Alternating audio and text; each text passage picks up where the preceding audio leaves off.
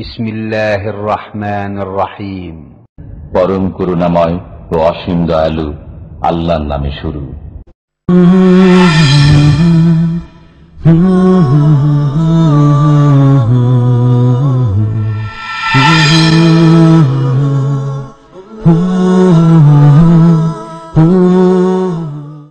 ومن أحسن قولا ممن دعا إلى الله وعمل صالحا وقال إنني من المسلمين.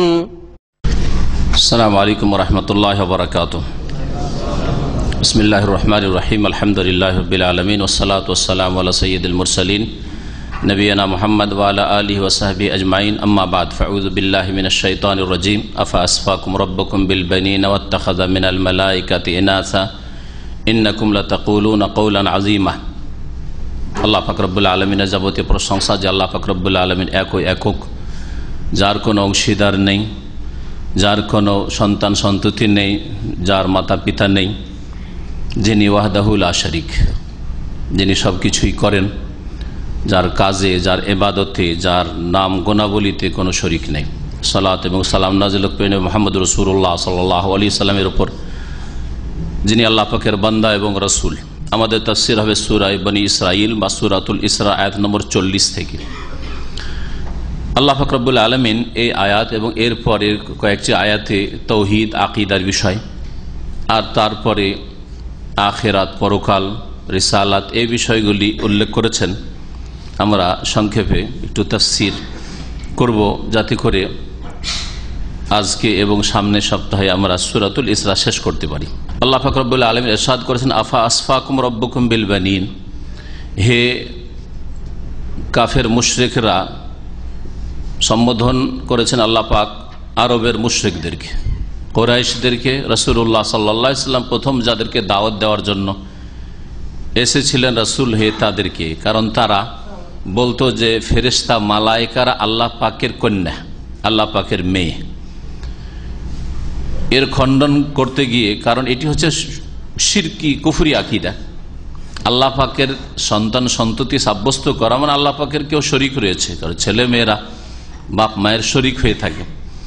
আল্লাহ পাক এই শিরকের খণ্ডন করতে গিয়ে ইরশাদ করছেন যে তোমাদের এই ভ্রান্ত আকীদার ভিত্তিতে তাহলে কি আল্লাহ এরকম করেছেন যে তোমাদের প্রতিপালক আল্লাহ তোমাদেরকে নির্বাচিত করেছেন, মনোনীত করেছেন বিল বানিন, ছেলে সন্তান দিয়ে।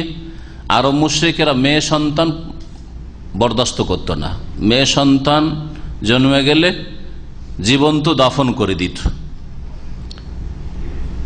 আল্লাহ পাক বলছেন যে তোমরা তো নিজেদের জন্য কন্যা সন্তান পছন্দ করো না, আর আল্লাহর জন্য কন্যা সাব্যস্ত করছো ফেরেশতাদেরকে। ওয়াত্তাখাযা মিনাল মালায়েকাতি ইনাসা, আল্লাহ নিজেই গ্রহণ করেছেন মালায়েকা ফেরেশতাদের মধ্য থেকে মেয়ে সন্তান। আল্লাহ মেয়ে নিয়েছেন, আর তোমাদেরকে যিনি দাতা আল্লাহ, তিনি তোমাদেরকে ছেলে দিয়েছেন। মানে তোমরা আল্লাহর কাছে শুধু ছেলে সন্তান চাও? এটা কেমন ভাগ হইল? ইন্নাকুম লাতাকুলুনা কাওলান আযীমা, তাহলে নিঃসন্দেহে তোমরা এ তো বড়ই অপরাধের কথা বলছো। কাওলান আযীমা, বড় ভয়ানক কথা, বড় মারাত্মক কথা বলছো, চরম অপরাধের কথা বলছো। আল্লাহ পাক অন্য আয়াতে বলেছেন যে আলাকুমুজ যাকারু ওয়া লাহুল উনসা, তোমরা শুধু ছেলে সন্তান চাও, ওয়া লাহুল উনসা, আল্লাহর জন্য সাব্যস্ত করো মেয়ে সন্তান। তিলকা ইযান কিসমাতুন দীজা, এটাই যদি হয় তো এ তো বড়ই অন্যায় ভাগ বাটোয়ারা। কেমন ভাগযোগ যে ভাগ করে আল্লাহকে মেয়ে সন্তান দিয়ে দিয়েছো, সাব্যস্ত করেছো আল্লাহর জন্য ফেরেশতারা আল্লাহ পাকের মেয়ে কন্যা, আর তোমরা নিজেরা ছেলে সন্তান চাও। এক কথায় আল্লাহ পাকের শরীক নেই।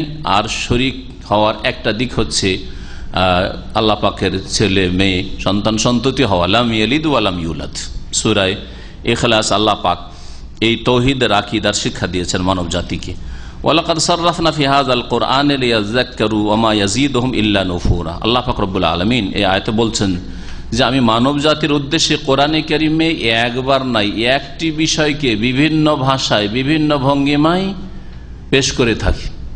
আর কোরআনে কারীম যদি অর্থ তাফসীর সহ তেলাওয়াত করেন, একটু গভীরভাবে চিন্তা করে, একটা বিষয় বিভিন্ন জায়গায় আসছে, এর বহু হিকমত রয়েছে। একবার শুধু উল্লেখ করে দিলে মানুষ ভুলে যায়, কিন্তু একটি কথা বিভিন্ন ভঙ্গিমাতে বিভিন্ন ভাষায় যদি পেশ করা হয়, যেমন আল্লাহ পাকের একত্রের তৌহিদের বিষয়, রিসালাতের বিষয়, আখিরাতের বিষয়, জান্নাতের বিষয়, জাহান্নামের বিষয়, আল্লাহ পাকের আযাবের বিষয়, নিয়ামতের বিষয়, হালালের বিষয়, হারামের বিষয়, তারপরে আম্বিয়া রসুলগণের ঘটনাবলী, আর আম্বিয়া রসুলগণের যারা বিরুদ্ধাচরণকারী কাফের জাতি, যাদের উপর আল্লাহ পাকের আযাব নেমে এসেছিল, তাদের ঘটনাগুলি এক জায়গায় আল্লাহ পাক বর্ণনা করেননি। তাহলে কোরআন কোনো কাহিনীর পুস্তক নয়, কোরআন হচ্ছে উপদেশের গ্রন্থ, তাতে উপদেশ রয়েছে। আর উপদেশের দাবি হচ্ছে একটা কথাকে বিভিন্ন ভঙ্গিমায় বারবার পেশ করা, বিভিন্ন সময়ে পেশ করা।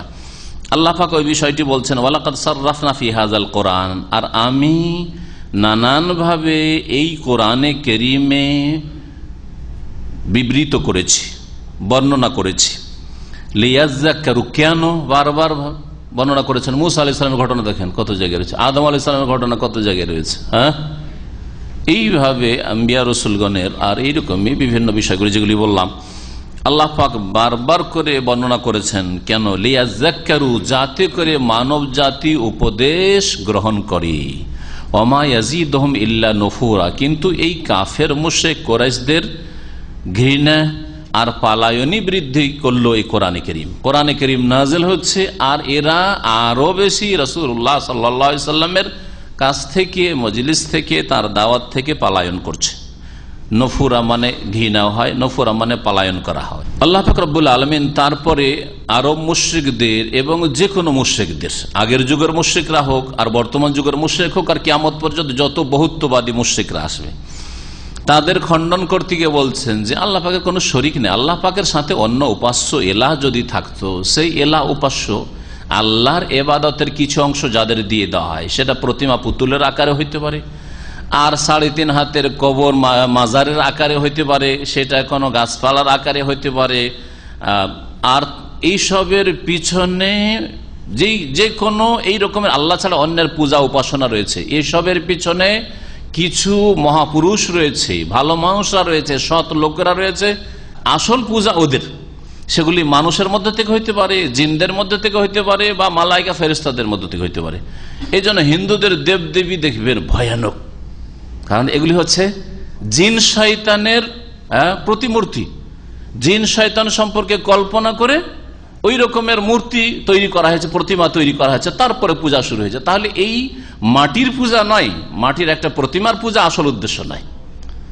এটা তো যারা বুঝে না, সামনে দেখছে প্রতিমা, প্রতিমার পূজা, কিন্তু প্রতিমার পিছনে জিনের পূজা, শয়তানের পূজা বিদ্যমান। আসলে শয়তানের পূজা করছে, শয়তানের ইবাদত করছে। এই জন্য ইব্রাহিম আলাইহিস সালামের বাপ মূর্তি তৈরি করতেন আর মূর্তি পূজক ছিলেন, মূর্তি পূজার প্রচার প্রসার করতেন। তার সম্পর্কে ইব্রাহিম আলাইহিস সালাম যখন তাকে দাওয়াত দিয়েছেন, ইয়া আবাতে লা তা'বুদিশ শয়তান, হে পিতা শয়তানের পূজা করিয়েন না, অথচ মূর্তি পূজা করছে। কারণ পেছনে এইগুলি হচ্ছে আসলে শয়তানের প্রতিমূর্তি, এগুলির পূজা হচ্ছে।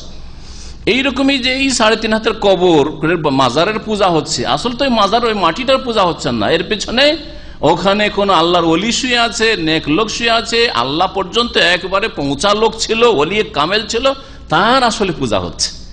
অথবা কোনো মালাইকা ফেরেশতার পূজা হচ্ছে, সে মূর্তির আকারে হোক অথবা অন্য কোনো আস্তানার আকারে হোক। এইভাবেই যারা মহাপুরুষ মানুষের মধ্যে থেকে, বড় মানুষ, সৎ লোক, অথবা জিনদের মধ্যে থেকে যেরকম সৎ হোক আর অসৎ, অনেক সময় অসৎ লোকেরও পূজা শুরু হয়েছে। আল্লাহ পাক রব্বুল আলামিন বলছেন, কুল্লাউ কানা মাহু আলেহা, হে নবী তুমি জানিয়ে দাও মুশরিকদেরকে যে আল্লাহর সাথে যদি আরো উপাস্য হইতো, আলেহা এলাহর বহু বচন, কামা ইয়াকুলুন, যেমন এই কাফের মুশরিকরা বলে থাকে, বহুত্ববাদীরা বলে থাকে আল্লাহর সাথে আরো উপাস্য আছে।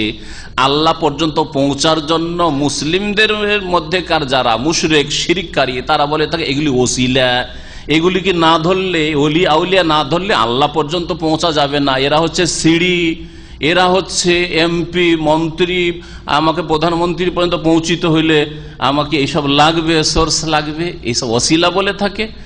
আর ওরা বলে মাধ্যম।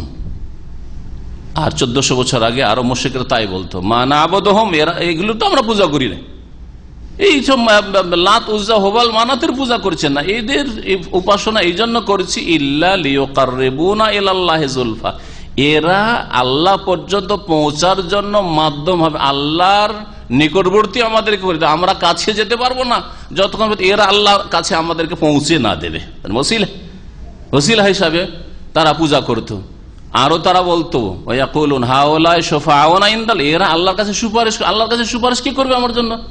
পীর ধরা এই জন্য, পীর পূজা এই জন্য, মাজার পূজা এই জন্য যে এরা সুপারিশ না করলে কি করে জান্নাত পাবো। শয়তান এই সব কথা, ভ্রান্ত কথা ঢুকিয়ে দিচ্ছে। অথচ একজনের নাজাতের ওসিলা মাধ্যম হচ্ছে তার ঈমান এবং নেক আমল। কোরআনে কত জায়গায় আল্লাহ পাক বলেছে ইন্নাল্লাযীনা আমানু ওয়া আমিলুস সালিহাতি কানাত লাহুম জান্নাতুল ফিরদাউস নুজুলা ওয়াল আসরি ইন্নাল ইনসানা লাফি খুসর ইল্লাল্লাযীনা আমানু ওয়া আমিলুস সালিহাত ওয়া তাওয়াসাউ বিল হক ওয়া তাওয়াসাউ বিস সাবর ইন্নাল্লাযীনা আমানু ওয়া আমিলুস সালিহাতি সায়াজআলু লাহুমুর রহমানু উদ্দা।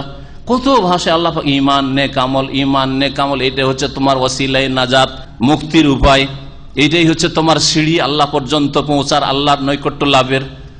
কিন্তু ভ্রান্ত পথে পরিচালিত হয়েছে, শয়তানের বিভ্রান্তির শিকার হয়ে মুশরিকরা, বহুত্ববাদীরা। আল্লাহ পাক বলছেন যে হে নবী, তুমি এই মুশরিকদেরকে বলে দাও লাউ কানা মাহু আলিহা, আল্লাহর সাথে যদি আরো উপাস্য হইতো, যে আরো কেউ আছে, দেবদেবী আছে, আর না হয় ওলি আউলিয়া আছে যাদের সিজদা করতে হবে, যাদের জন্য নজরানা পেশ করতে, যাদের জন্য খাসি মরু জবাই করতে হবে, যাদের জন্য ওরস লাগাইতে হবে, এগুলো যদি থাকে, কামা ইয়াকুলুন, যেমন এই মুশরিকরা বলে থাকে, ইযান লাবতাগাউ ইলা জিল আরশে সাবিলা, তাহলে এরা আরশওয়ালা, জিল আরশ, আরশের অধিপতির নিকটে তারা রাস্তা অন্বেষণ করত, রাস্তা তলাশ করত।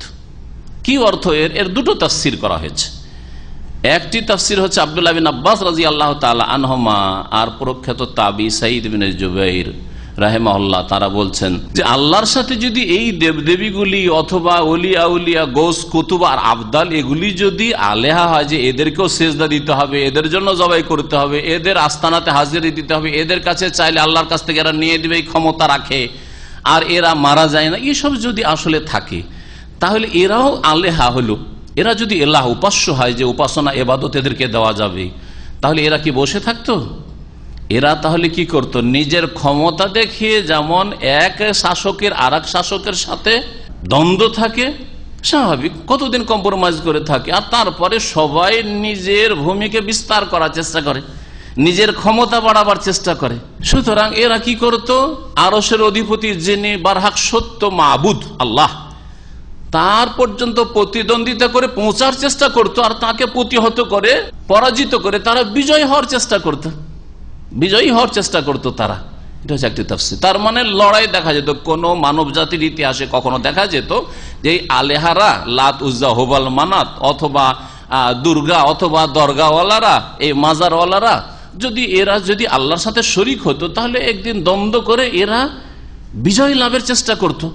কেন আরশে আল্লাহ বসে থাকুন, আমরা আরশে বসবো, এই করতো। তাও তো দেখা যায় না। একটি তাফসীর সাহাবায়ে কেরামদের থেকে বর্ণিত। আর একটি তাফসীর হচ্ছে যে আল্লাহর সাথে যদি অন্য উপাস্য থাকতো, যেমন এই ভ্রান্ত পথের পথিক মুশরিকরা বলে থাকে, তাহলে এরাও সেই আল্লাহর নৈকট্য লাভের চেষ্টা করতো। লাবতাগাউ ইলা জিল আরশি সাবিলা, মানে আরশের অধিপতি পর্যন্ত তারা নৈকট্য লাভের জন্য রাস্তা তলাশ করতো, যে আমরা কি করে আল্লাহর নৈকট্য লাভ করব। এই জন্য আল্লাহ পাক এই বিষয়টিকে এরপরেও বলেছেন যে তোমরা যাদের পূজা করছো, যাদেরকে ডাকছো, এরা নেক লোক ছিল, আর এরা ওইভাবে আল্লাহর নৈকট্য লাভের চেষ্টা করেছেন, যেমন তুমি ভাবছো যে আমি আল্লাহর নিকটবর্তী হব, বরং তোমার চাইতে বেশি আল্লাহর আযাবকে ভয় করতো, তোমার চাইতে বেশি আল্লাহর রহমতের আশাবাদী ছিল। তাহলে এই যাদেরকে উপাস্য বানিয়ে ফেলেছো, এরা যদি নেক লোক হয়, সৎ লোক, এরা যদি সৎ লোক হয়, যেমন মুসলিম উম্মতের মধ্যে যারা নেক লোক রয়েছেন, আম্বিয়া রসুলগণ সম্পর্কে আমরা নিশ্চিত যে আম্বিয়া রসুলগণ সকলের নেক। এখন কেউ যদি নবীর কবরের পূজা করে, তো নবী, আম্বিয়া, রসুলগণ আল্লাহর নিকটবর্তী হওয়ার জন্য সবচেয়ে বেশি প্রচেষ্টা চালিয়েছেন, মেহনত করেছে, ইবাদত করেছেন, ঠিক না? এইরকমই জিলানী, চিশতি, যাদের কবরকে তোমরা আস্তানা বানিয়ে ওই সমস্ত কিছু দিচ্ছ যা হিন্দুরা দেবদেবীকে, প্রতিমা পুতুলকে দিয়ে থাকে, তারা বলিদান করে, তোমরা ওরসে খাসি মরুক জবাই করছো, তারাও সেজদা করে, তোমরা সেজদা, তারাও ডাকে হরে রাম হরে কৃষ্ণ করে, তোমরা ইয়া গাউসুল আজম মাদাদ, ইয়া গরিব নওয়াজ, হ্যাঁ দস্তগীর অমুক আর তমুক, এই শিরকি কথা, কুফরি কথা বলছে। একই রকম অবস্থা, ভাষার পার্থক্য শুধু। যদি এই হয় তো তাদের অবস্থা দেখো যে তারাও তো আল্লাহর আযাবকে ভয় করতো, তারা আল্লাহ নৈকট্য লাভের চেষ্টা করতো। তা আল্লাহর সাথে এসব এলার কথা বলছো, এরা যদি ওইরকম এলা হইতো তো আল্লাহর সামনে তারা অসহায়। সুতরাং এলা হইলেও তারা আল্লাহ পাকের নৈকট্য লাভের চেষ্টা করতো, হার মানতে বাধ্য, আল্লাহ পাকের কুদরতের সামনে তারা হার মানতে বাধ্য। আল্লাহ পাক তারপরে বলছেন সুবহানাহু ওয়া তাআলা, আল্লাহ পাক সমস্ত দোষ ত্রুটি থেকে আর পার্টনারশিপ থেকে, কাউকে অংশীদার করা থেকে পাক পবিত্র।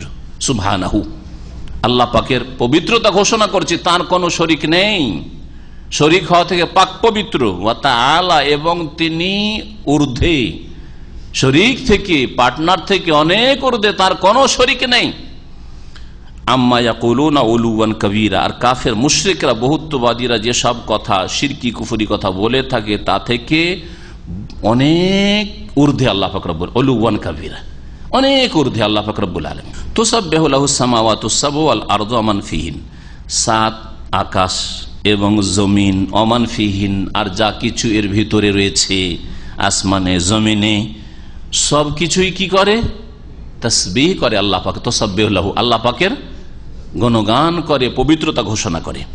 ওয়াইন মিন শাইইন ইল্লা ইউসাব্বিহু বিহামদিহি, আর এমন কিছু নেই, ইন এখানে নায়ের অর্থে, ইনের দুটো অর্থ, একটা হচ্ছে যদি, কিন্তু ইল্লার পূর্বে আসলে ইন মানে না হয়, নায়ের অর্থ হয়। ওয়াইন মিন শাইইন, এমন কিছু নেই, ইল্লা ইউসাব্বিহু বিহামদিহি, যে তা আল্লাহ পাকের প্রশংসা বিজড়িত পবিত্রতা ঘোষণা করে না, মহিমা করে না। সমস্ত কিছু আল্লাহ পাকের কি করে? তাসবিহ করে এবং তাহমিদ করে, প্রশংসার সাথে সাথে পবিত্রতা ঘোষণা করে। সেই এমন কিছু নেই আল্লাহ পাক রব্বুল বলছেন। ওয়ালাকিন, তবে আমরা যে বুঝতে পারি না, আমরা যে দেখতে পাই না, দেখতে পাই যে কিছু মানুষ আল্লাহ পাকের তাসবিহ তাহলিল করছে, জিকির আজকার করছে, আল্লাহকে ডাকছে। জিনকে তো দেখতে পাই না যে আল্লাহকে ডাকছে না ডাকছে, ফেরেশতাকে তো দেখতে পাই না, আর বাকি যে গাছপালা ইত্যাদি আর পশু পাখি ইত্যাদি তা তো দেখতে পাই না, বুঝতে পারি না যে কেমন করে আল্লাহ পাকের তাসবিহ করছে, আল্লাহ পাকের প্রশংসা গুণগান করছে। আল্লাহ তাই বলছে ওয়ালাকিন লা তাফকাহুনা তাসবিহাহুম, তোমাদের বোধ শক্তি অত্যন্ত সীমিত, সুতরাং তোমরা বুঝতে পারো না তাসবিহাহুম, তাদের তাসবিহগুলি, তাদের পবিত্রতা ঘোষণা, তাদের তাসবিহ তাহলিল তোমরা উপলব্ধি করতে পারো না, বুঝতে পারো না।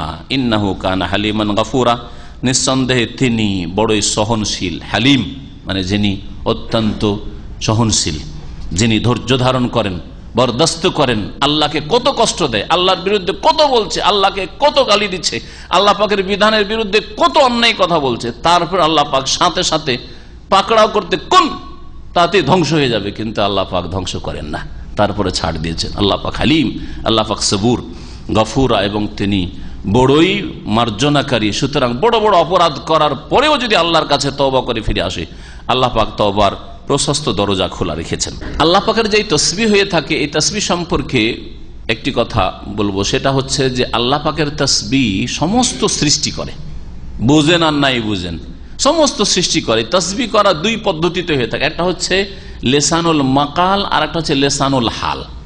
লেসানুল মাকাল মানে বাচনিক তাসবিহ করে, জবান দ্বারা তসবিহ করে, আর জবান দ্বারা তসবিহ করে মানুষের জবান, মানুষের ভাষা বুঝেন। আপনার ভাষা ছাড়া যে কয়টা ভাষা আপনি জানেন, এই ভাষাগুলি ছাড়া কেউ যদি চায়না ভাষায় তসবিহ করে, আপনি বাঙালি মানুষ বুঝবেন? রাশিয়ার ভাষায় যদি তসবিহ করে বুঝবেন? বুঝছেন না। ইংলিশ বুঝছেন কিন্তু ফ্রেঞ্চ বুঝছেন, তাহলে মানুষের ভাষায় তো বুঝতে পারেন না, তাহলে পাখির ভাষা কি করে বুঝবেন? পাখি ভোর রাত্রে ডাকছে, মোরগ বাঁক দিচ্ছে, কি বুঝছেন? কিছু বুঝছেন না। হ্যাঁ, কুকুর ডাকছে, বেড়াল ডাকছে, কিছুই বুঝছেন না, তার ভাষায় তসবিহ করছে। ওয়ালাকিন লা তাফকাহুনা তাসবিহাহুম, ওয়ালাকিন লা তাফকাহুনা তাসবিহাহুম, তাদের তসবিহ বুঝো না। এছাড়াও গাছপালা, প্রত্যেকটি আল্লাহ পাকের সৃষ্টির এই অর্থে প্রাণ রয়েছে যে তার যে বিশেষ পদ্ধতি আল্লাহ পাক প্রাণ দিয়েছেন, তা দিয়ে আল্লাহ পাক রব্বুল আলামিনকে ডাকে। লেসানুল মাকাল, তার ভাষাগত দিক থেকে আল্লাহ পাকের তাসবিহ করে, আল্লাহ পাকের হামদোসানা করে, গুণগান করে। আর একটা হচ্ছে লেসানুল হাল, অবস্থার তাসবিহ, অবস্থার ভাষা। আমরা যেমন আমাদের ভাষায় বলি, কোন একটা মানুষ কিছু বলেন, আপনার সামনে এসছে, লেবার একটা এসছে, তোমার অবস্থা বলছে যে তুমি খারাপ লোক, বলি না আমরা? রূপ চেহারাটা দেখে, ওর মন মানসিকতা দেখে বলছে তোমার অবস্থা বলছে যে তুমি 1 নম্বর অলস লোক। হ্যাঁ, এর বিপরীতটা বলি, এই লোকের অবস্থা বলছে যে না, সক্রিয় মানুষ। কি করে একটা কথাও বলেনি, আপনার সাথে কোনো আলোচনাও হয়নি, কি করবে না করবে, করতে পারবে না পারে, বলছে না আছে, ছেলে আছে, এর অবস্থা বলছে। এটাকে বলা হয় লিসানুল হাল, অবস্থার ভাষা। তার অবস্থার ভাষা বলছে এইরকম। তো অবস্থার প্রত্যেকটি সৃষ্টির যে অবস্থা রয়েছে সৃষ্টিগত, তার অবস্থার ভাষাই তাসবিহ করে। ওয়ালাকিন লা তাফকাহুনা তাসবিহাম, তাদের তাসবিহ তোমাদের বুঝার ক্ষমতা আল্লাহ পাক দেন নাই। ওয়াইযা ক্রাআতাল কুরআনা জাআলনা বাইনাকা ওয়া বাইনাল লাযিনা লা ইউমিনুনা বিল আখিরাতি হিজাবা মাসতুরা। নবী মুহাম্মদ সাল্লাল্লাহু আলাইহি সাল্লামকে সম্বোধন করে আল্লাহ পাক বলছেন, হে নবী মুহাম্মদ সাল্লাল্লাহু আলাইহি সাল্লাম, তুমি যখন কোরআনে পাক তিলাওয়াত করো, জাআলনা বাইনাকা ওয়া বাইনাল লাযিনা লা ইউমিনুনা বিল আখিরাহ, তখন তোমার মাঝে আর ওই সব লোকদের মাঝে যারা পরকালে অবিশ্বাসী, পরকালকে বিশ্বাস করে না, তাদের মাঝে কি করে দিই? হিজাবান, একটি পর্দা তৈরি করে দিই।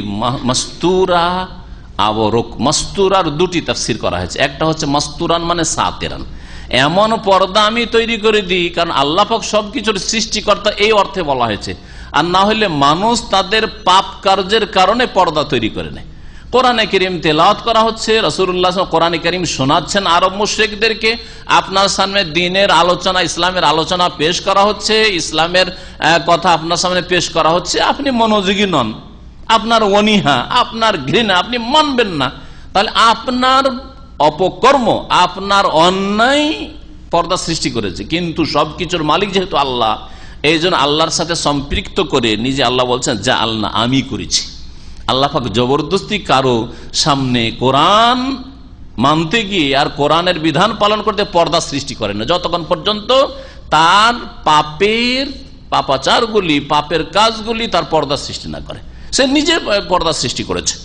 আল্লাহ পাক বলছেন যে যারা অবিশ্বাসী তাদের মাঝে আর তোমার মাঝে এমন এক পর্দা আমি সৃষ্টি করে দিই, মাস্তুরা, যেটি আবরক, ঢেকে নেই, আর হক কথা, কোরআনের কথা মানে না। আবু জাহাল মানল না, রাসূলের চাচা আবুল আহাব মানল না, আবু তালেব মানল না, আব্বাস মানলো, হামজা মানলো। চিন্তা করেন, এগুলো চাচা, এগুলো চাচা, যারা মানল না কোরআনে কারীমের কথা, তাদের সামনে হিজাবান মাস্তুরা, আবরক, পর্দা আল্লাহ পাক সৃষ্টি করে দেন তাদের অনীহার কারণে, অভক্তির কারণে, সত্যের সন্ধান করায় ত্রুটি থাকার কারণে। সত্যের সন্ধানই করল না, আলেম সমাজের দোষ চাপিয়ে দিয়ে এত তরিকার, এত কথা, কোনটাই নিব? সৌদি আরবে শুনছি একরকম, দেশে শুনছি একরকম, আমাদের হুজুর একরকম বলছে, দেশের আলেমরা একরকম বলছে, কোনটা নিব? যা যেটার উপর আছে ওইটাই।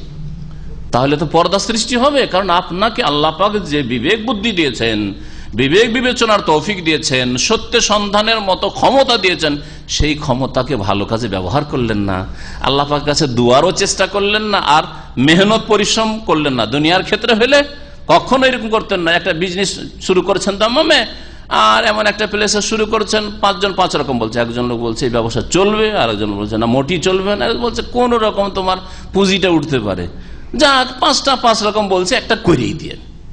এরকম করেন না, আরো 5টা লোকে জিজ্ঞেস করি, এদের চাইতে জ্ঞানী লোক যারা আছে তাদের পরামর্শ নিই। এই এলাকায় যারা ব্যবসা বিজনেস করছে এই ধরনের, চলছে না এই বিজনেস, তাদের জিজ্ঞেস করি। দুনিয়ার ক্ষেত্রে তো খুব চালাক চতুর। আর দ্বীন ইসলাম যখন জানার বিষয় আসছে, কাফের মুশরিকরাই হোক আর মুসলিম সমাজের বিদআতপন্থী গুমরাহরাই হোক, হ্যাঁ, আলেমদের দোষ চাপিয়ে দিয়ে ওরাই নানান কথা বলছে, কোনটাই বা মানবো? যাকে একটা করলেই চলে, জান্নাত পেয়ে যাবেন, অত সহজ না, কখনো না। আর কেউ কেউ বলেছেন যে এখানে সাতেরা, মাস্তুরা সাতেরার অর্থে না, মাস্তুরা মাস্তুর ইসিম মাফুলের অর্থে রয়েছে। তাহলে কি হবে? হে নবী, তুমি যখন কোরআন তেলাওয়াত করো, তখন তোমার মাঝে আর যারা অবিশ্বাসী পরকালে, তাদের মাঝে আমি এমন এক আড় তৈরি করে দিই, মাস্তুরা, যা দিয়ে তারা আবৃত হয়ে যায়। হ্যাঁ, মাস্তুরা, আড় তৈরি করে দিই যাতে করে তারা ঢাকা থাকে, অর্থাৎ তোমার পর্যন্ত তাদের অনিষ্ট না পৌঁছে।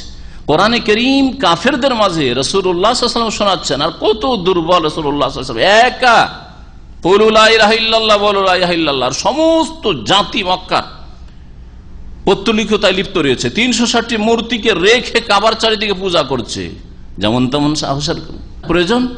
আর তারপরে কি হেফাজত, যারা 13 বছর পরে প্রাণনাশের চেষ্টা করলো, তারা প্রথম বছরে কেন করতে পারে নাই, সহজে মেরে দিতে পারতো।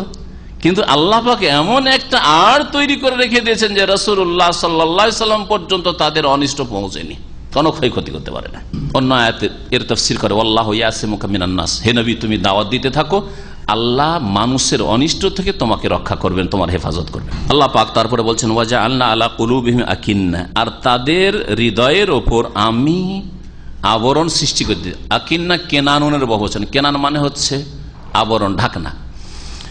তাদের হৃদয় অন্তরে আমি আবরণ তৈরি করে দিয়েছি। তারা যখন অন্তর দিয়ে হৃদয় দিয়ে ভালো মন্দ যাচাই করেনি, আল্লাহ পাক তখন যেহেতু সৃষ্টিকর্তা সেই হিসাবে বলা হয়েছে তিনি আবরণ সৃষ্টি করেছেন। আইয়াফকাহুহু, যে তারা যেন না বুঝে, বুঝার চেষ্টা করলো না, আবরণ সৃষ্টি হয়ে গেল, বুঝতে পারল না। ওয়াফি আযানিহিম ওয়াকরুন, এবং তাদের কানের ওপর, শ্রবণ শক্তির ওপর আমি এক বোঝা চাপ। ওয়াকর মানে শাব্দিক অর্থ হচ্ছে বোঝা, মানে আমি তাদের বধিরতা দান করেছি, বধিরতা দিয়ে দিচ্ছি। কান শুনেও শুনে না, শোনার পরে যেন বধির ব্যক্তি শোনে না, ওই রকমই শুনেও কোনো কাজে আসলো না, শুনেও কোনো কাজে আসলো না। একে আল্লাহ পাক বলেছেন যখন তাদের শ্রবণ শক্তিকে ভালো কাজে লাগালো না, তাদের অন্তরকে ভালো কাজে লাগালো না, বোঝার চেষ্টা করলেন, আল্লাহ পাক রব্বুল আলামিন এগুলির উপর পর্দা, আবরণ সৃষ্টি করে দিয়েছেন। ওয়াইযা যাকারতা রাব্বাকা ফিল কোরআনে ওয়াহদাহু, আর হে নবী যখন তোমার প্রতিপালকের কথা শুধু, ওয়াহদাহু প্রতিপালকের একত্বের কথা, ওয়াহদাহু লা শারীক, আল্লাহ একক, আল্লাহর একত্বের কথা যখন কোরআনে কারিমে তুমি আলোচনা করো, কোরআনের আয়াত পড়ে শোনাও তাওহীদের কথা, ওয়াল্লাহু আলা আদবারিহিম নুফুরা, তখন এই কাফের মুশরিকরা তাদের পৃষ্ঠদেশ ফিরিয়ে দিয়ে ঘৃণার সাথে পলায়ন করে, উল্টো দিকে ঘুরে পালাতে শুরু করে, শুনতে চাই না। অথচ রাসূলুল্লাহ সাল্লাল্লাহু আলাইহি সাল্লাম আল্লাহ পাকের কথা বলছেন, এক আল্লাহর কথা বলছেন, এক আল্লাহর কথা শুনতে চায় না। আর আল্লাহ পাকের অসহায় সৃষ্টি মূর্তি, প্রতিমা, পুতুলের কথা বললে খুব খুশি। আল্লাহ বলছেন এই কাফের মুশরিকদের বদ স্বভাব হচ্ছে যে আল্লাহ ছাড়া অন্যের কথা বলো খুব খুশি। আর এই চরিত্র যত মুশরিক পৃথিবীর আছে সকলের, যারা প্রতিমা পুতুলের পূজারী, তাদের সামনে দেবদেবীর গুণগান বয়ান করেন, অমুক দেবী সরস্বতী দেবী বিদ্যা দিতে পারে, আমার ছেলেকে উদ্ধার করে দিচ্ছে, আমার ছেলেকে ডাক্তারি, তাই না? আর মুসলিম সমাজের যারা মুশরিক, আমার ছেলে হইতো না, মেয়ে হইতো না, 15 বছর 20 বছর হয়ে গেছে, আর গেলাম খাজা বাবার দরবারে, তারপরের বছরে ওরা অনেক কিছু দিতে পারে, আর খুশির শেষ না, সুবহানাল্লাহ সুবহানাল্লাহ শেষ নাই। শিরকের কথা বললে কত যে খুশি, শেরুন। আর যদি বলে আল্লাহ পাক ছাড়া কেউ দিতে পারে না, মনটা কালো হয়ে যায়, চেহারাটা একেবারে মলিন হয়ে যায়। কি রে আল্লাহ আল্লাহ করছে, ওলিয়া উলিয়ার ক্ষমতায় সব ছিনিয়ে নিচ্ছে, ওলিয়া উলিয়া দিতে পারে। আরে ওলিয়া উলিয়া মানে দাতা না, ওলিয়া উলিয়া মানে তারা ইবাদত বন্দেগী করেছেন, আল্লাহর খাস বন্ধু হয়েছেন, আপনার জন্য আপনার সামনে রাস্তা খোলা আছে, আপনিও বেশি ইবাদত বন্দেগী করেন, আর আল্লাহ পাকের খাস বান্দা আর খাস বন্ধু হওয়ার চেষ্টা করেন, এই রাস্তা খোলা আছে আপনার সামনে, আমার সামনে, সকলের সামনে। ওলি মানে তো দাতা হয় না, ওলি মানে আল্লাহ পাকের দোস্ত বন্ধু হয়, খাস বান্দা হয়। আল্লাহ পাক রব্বুল আলামিন যেন বুঝার তৌফিক দান করেন। মুশরিকদের বদ স্বভাব আমাদের দেশের কিচ্ছা কাহিনীর বইগুলি, পীরের জীবনী যদি পড়েন, আর যদি 5 ঘন্টার ওয়াজ, আর তাতে শুধু ওলিয়া উলিয়ার ক্ষমতা, গাইবী ক্ষমতা, এই জাহাজ উদ্ধার করলো, এই উদ্ধার করলো, সেই উদ্ধার করলো, হাজিদেরকে বাঁচিয়ে নিল, আর কাবা ঘরের কুকুর তাড়িয়ে দিল, আগুন লেগেছিল আগুন নিমিয়ে দিল, এই সব যদি বলে সুবহানাল্লাহ সুবহানাল্লাহ, না মন্ত্র তো সুবহানাল্লাহ, কিন্তু আল্লাহর প্রশংসা নাই, ওলিয়া উলিয়ার প্রশংসা, ওরাই সব কিছু দিতে পারে। কার রোগ ভালো করে দিল, কার ছেলে দিয়ে দিল, কার বালা মুসিবত দূর করে দিল, কার মনের কামনা বাসনা পূরণ করে দিল। আর আল্লাহ দাতা, আল্লাহ পাক দেন যদি বলেন তো কত যে আপনার ওপর উপাধি লাগবে। রে ওয়াহাবি, আল্লাহ ছাড়া ওলিয়া উলিয়া কিচ্ছু বলে না, কিচ্ছু মানে নাও, হ্যাঁ, আর কত যে মিথ্যা কথা বলা শুরু করবে। আল্লাহ পাক রব্বুল আলামিন বলছেন যে ওয়াইযা যাকারতা রাব্বাকা ফিল কোরআনে ওয়াহদা, হে নবী মুহাম্মদ সাল্লাল্লাহু আলাইহি ওয়াসাল্লাম তোমার রবের একত্বের কথা কোরআনে কারিমে তুমি যদি আলোচনা করো, উল্লেখ করো, ওয়াল্লাহু আলা আদবারিহিম নুফুরা, তাহলে এই কাফের মুশরিকদের বদ স্বভাব হচ্ছে যে তারা পিঠ ফিরিয়ে পালায়ন করে ঘৃণা ভরে। নাহনু আ'লামু বিমা ইয়াসতামিউনা বিহি ইয়াসতামিউনা ইলাইক, আল্লাহ পাক বলছেন আমি বেশি জানি, বিমা ইয়াসতামিউনা বিহি, যে কি উদ্দেশ্য নিয়ে তারা শুনছে, কি শুনছে তারা? ইজ ইয়াস্তামিউনা ইলাইহি, যখন তোমার কথা শুনতে আসে। কাফের মুশরিকেরা রাসূলুল্লাহ সাল্লাল্লাহু আলাইহি ওয়াসাল্লাম যখন কোন দিনই আলোচনা করতেন, দিনের কথা বলছেন অথবা কোরআনে কারীম পাঠ করছেন, শুনতে আসতো কেউ কেউ, কিন্তু গরজ মানা নয়, গরজ মনোযোগ দিয়ে বুঝা উপলব্ধি করা নয়। কি উদ্দেশ্যে আসছে আমি জানছি, আল্লাহ বলছেন। ওয়াইজ হুম নাজওয়া, আর যখন তারা গোপনে আলাপ করে, গোপন আলাপ করে এক কাফের আর কাফের সাথে, এক নেতা আর এক নেতার সাথে, আবু জাহাল উতবা শাইবা রাবিয়ার সাথে। ওয়াইজ হুম নাজওয়া, পরস্পর গোপন আলোচনায় যখন লিপ্ত হয়, তাও জানি কি আলোচনা করছে, ষড়যন্ত্র করছে।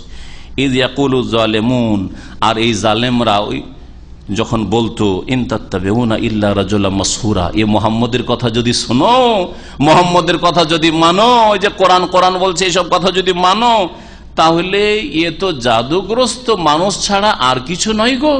জাদুগ্রস্ত লোকের কথা শুনবে। কখনো মাসহুর মানে জাদুগ্রস্ত, আর কখন আবার সাহের জাদুকর, এটা পরস্পর বিপরীত কথা নয়। যে জাদু করে আবার জাদুগ্রস্ত কি করা হয়? সাহেরও সেই একই জন, আবার মাসহুরও সেই, সে আবার মজনুন পাগলও, সে আবার কাহেন গণকও, সে আবার কি শায়ের, আবার কবিও, কত নাম। যারা মুশরিক প্রকৃতির লোক, যারা বাতিলপন্থী, তারা ভালো মানুষদের বিভিন্ন খারাপ নাম দিয়ে হেয় প্রতিপন্ন করতে চায়, আর সমাজের লোকদেরকে বিভ্রান্ত করতে চায়, সত্য থেকে দূরে সরাতে চায়। এটা হচ্ছে বাতিলপন্থীর লক্ষণ, বাতিলপন্থীর লক্ষণ। কখনো এইটা বলবে, কখনো এইটা বলবে। আপনার অন্তরে কোন কথা ঢুকিয়ে দিতে পারলে ঘৃণা ছড়াইতে পারে। কোরআন হাদিসের কথা আলোচনা হচ্ছে, সুতরাং ওকে বিভিন্ন নাম দাও, এমন এমন নাম দাও যেটা ঘৃণা, জাতীয়তা উঠিয়ে নিয়ে আসো, আর না হইলে আর কিছু উঠিয়ে নিয়ে আসো, এমন কিছু যে ওই দলের সমর্থক, ওই দল করে, ওই দল করে, যাতে করে লোকেরা ওর কাছ থেকে সরে যায়। এটা হচ্ছে উদ্দেশ্য। আজকাল এইরকম ষড়যন্ত্র বিদআতপন্থীরা করছে। আল্লাহ পাক রব্বুল আলামিন বলছেন যে অনজুর কাইফা দারাবু লাকাল আমসাল, হে নবী তুমি একটু চিন্তা করে দেখো, কাইফা দারাবু লাকাল আমসাল, তোমার জন্য কি কি ধরনের তারা উপমা পেশ করছে। একবার বলছে জাদুগ্রস্ত, একবার বলছে জাদুকর, একবার বলছে কাহিন, একবার বলছে মজনুন, একবার বলছে শায়ের। কেমন কথা! ফদল্লু, সুতরাং এরা পথভ্রষ্ট হয়েছে। ফালা ইয়াস্তাতিউনা সাবিলা, কখনো সঠিক রাস্তা পাবে না, সঠিক রাস্তা পেতে সক্ষম হবে না। ওয়াকালু, এই কাফের মুশরিকেরা আল্লাহর তৌহিদ একত্বকে অস্বীকার করত, আর পরকালকে অস্বীকার করত। পুনরুত্থান, উঠতে হবে মাটি থেকে, সরে গলে পচে গিয়ে আবার আল্লাহ পাক যে উঠাবেন, উঠতে হবে, এই কথাও বিশ্বাস করত না। দাবিদার ছিল ইব্রাহিমের ধর্ম মানি, ইব্রাহিমের ধর্মে আখিরাতের প্রতি ঈমান ছিল না। কিন্তু এই কাফের মুশরিকদের সামনে এমন বাতিলের আবরণ পড়ে গেছিল যে আখিরাত সম্পর্কে কোনো তাদের ধারণা ছিল না, যার ফলে তারা অবিশ্বাস করতো। মরে গেলাম শেষ, আবার কি আছে, এইরকম কথা বলতো এই কুরাইশরা। আল্লাহ পাক বলছেন ওয়াকালু, এই কাফের মুশরিকরা বলে আইজা কুন্না ইজামা ওয়া রুফাতা, যখন আমরা নাকি হাড় হাড্ডিতে পরিণত হব, আজমরের বহু বচন এজাম, ও রুফাতান, আর চূর্ণ বিচূর্ণ হয়ে যাব, মাটিতে মিশে যাব। আইন্না লামাবউসুনা খালকান জাদীদা, তারপরেও কি আমাদেরকে পুনরুত্থিত করা হবে নতুন সৃষ্টি রূপে, আবার নতুন করে মানুষ করে তৈরি করা হবে, আর আবার আল্লাহর সামনে হাজির হইতে হবে। এইসব কথা মোহাম্মদ বলছে, কি ফালতু কথা, অবাস্তব কথা। এইভাবে তারা অস্বীকার করত পরকালকে। আল্লাহ পাক রব্বুল বলছেন কুল, হে নবী তাদেরকে জানিয়ে দাও, 3.5 হাতের মানুষকে পুনরুত্থান করায় এটা কোনো মুশকিল? কোন হেজারাতান, মানুষ শুধু না, মাটির মানুষ না, পাথরের মানুষ হয়ে যাও, আর বড় পাথর পাহাড় হয়ে যাও। আও হাদিদান, অথবা লোহা, পাথরের চাইতে মজবুত লোহা হয়ে যাও। আও খালকান মিম্মা ইয়াকবুরু ফি সুদুরিকুম, অথবা এমন সৃষ্টিতে পরিণত হও যেটা তোমাদের অন্তরে অনেক বড়, তোমাদের চিন্তাধারায় অনেক বড়, এইরকম বিশাল কোন সৃষ্টি হয়ে যাও।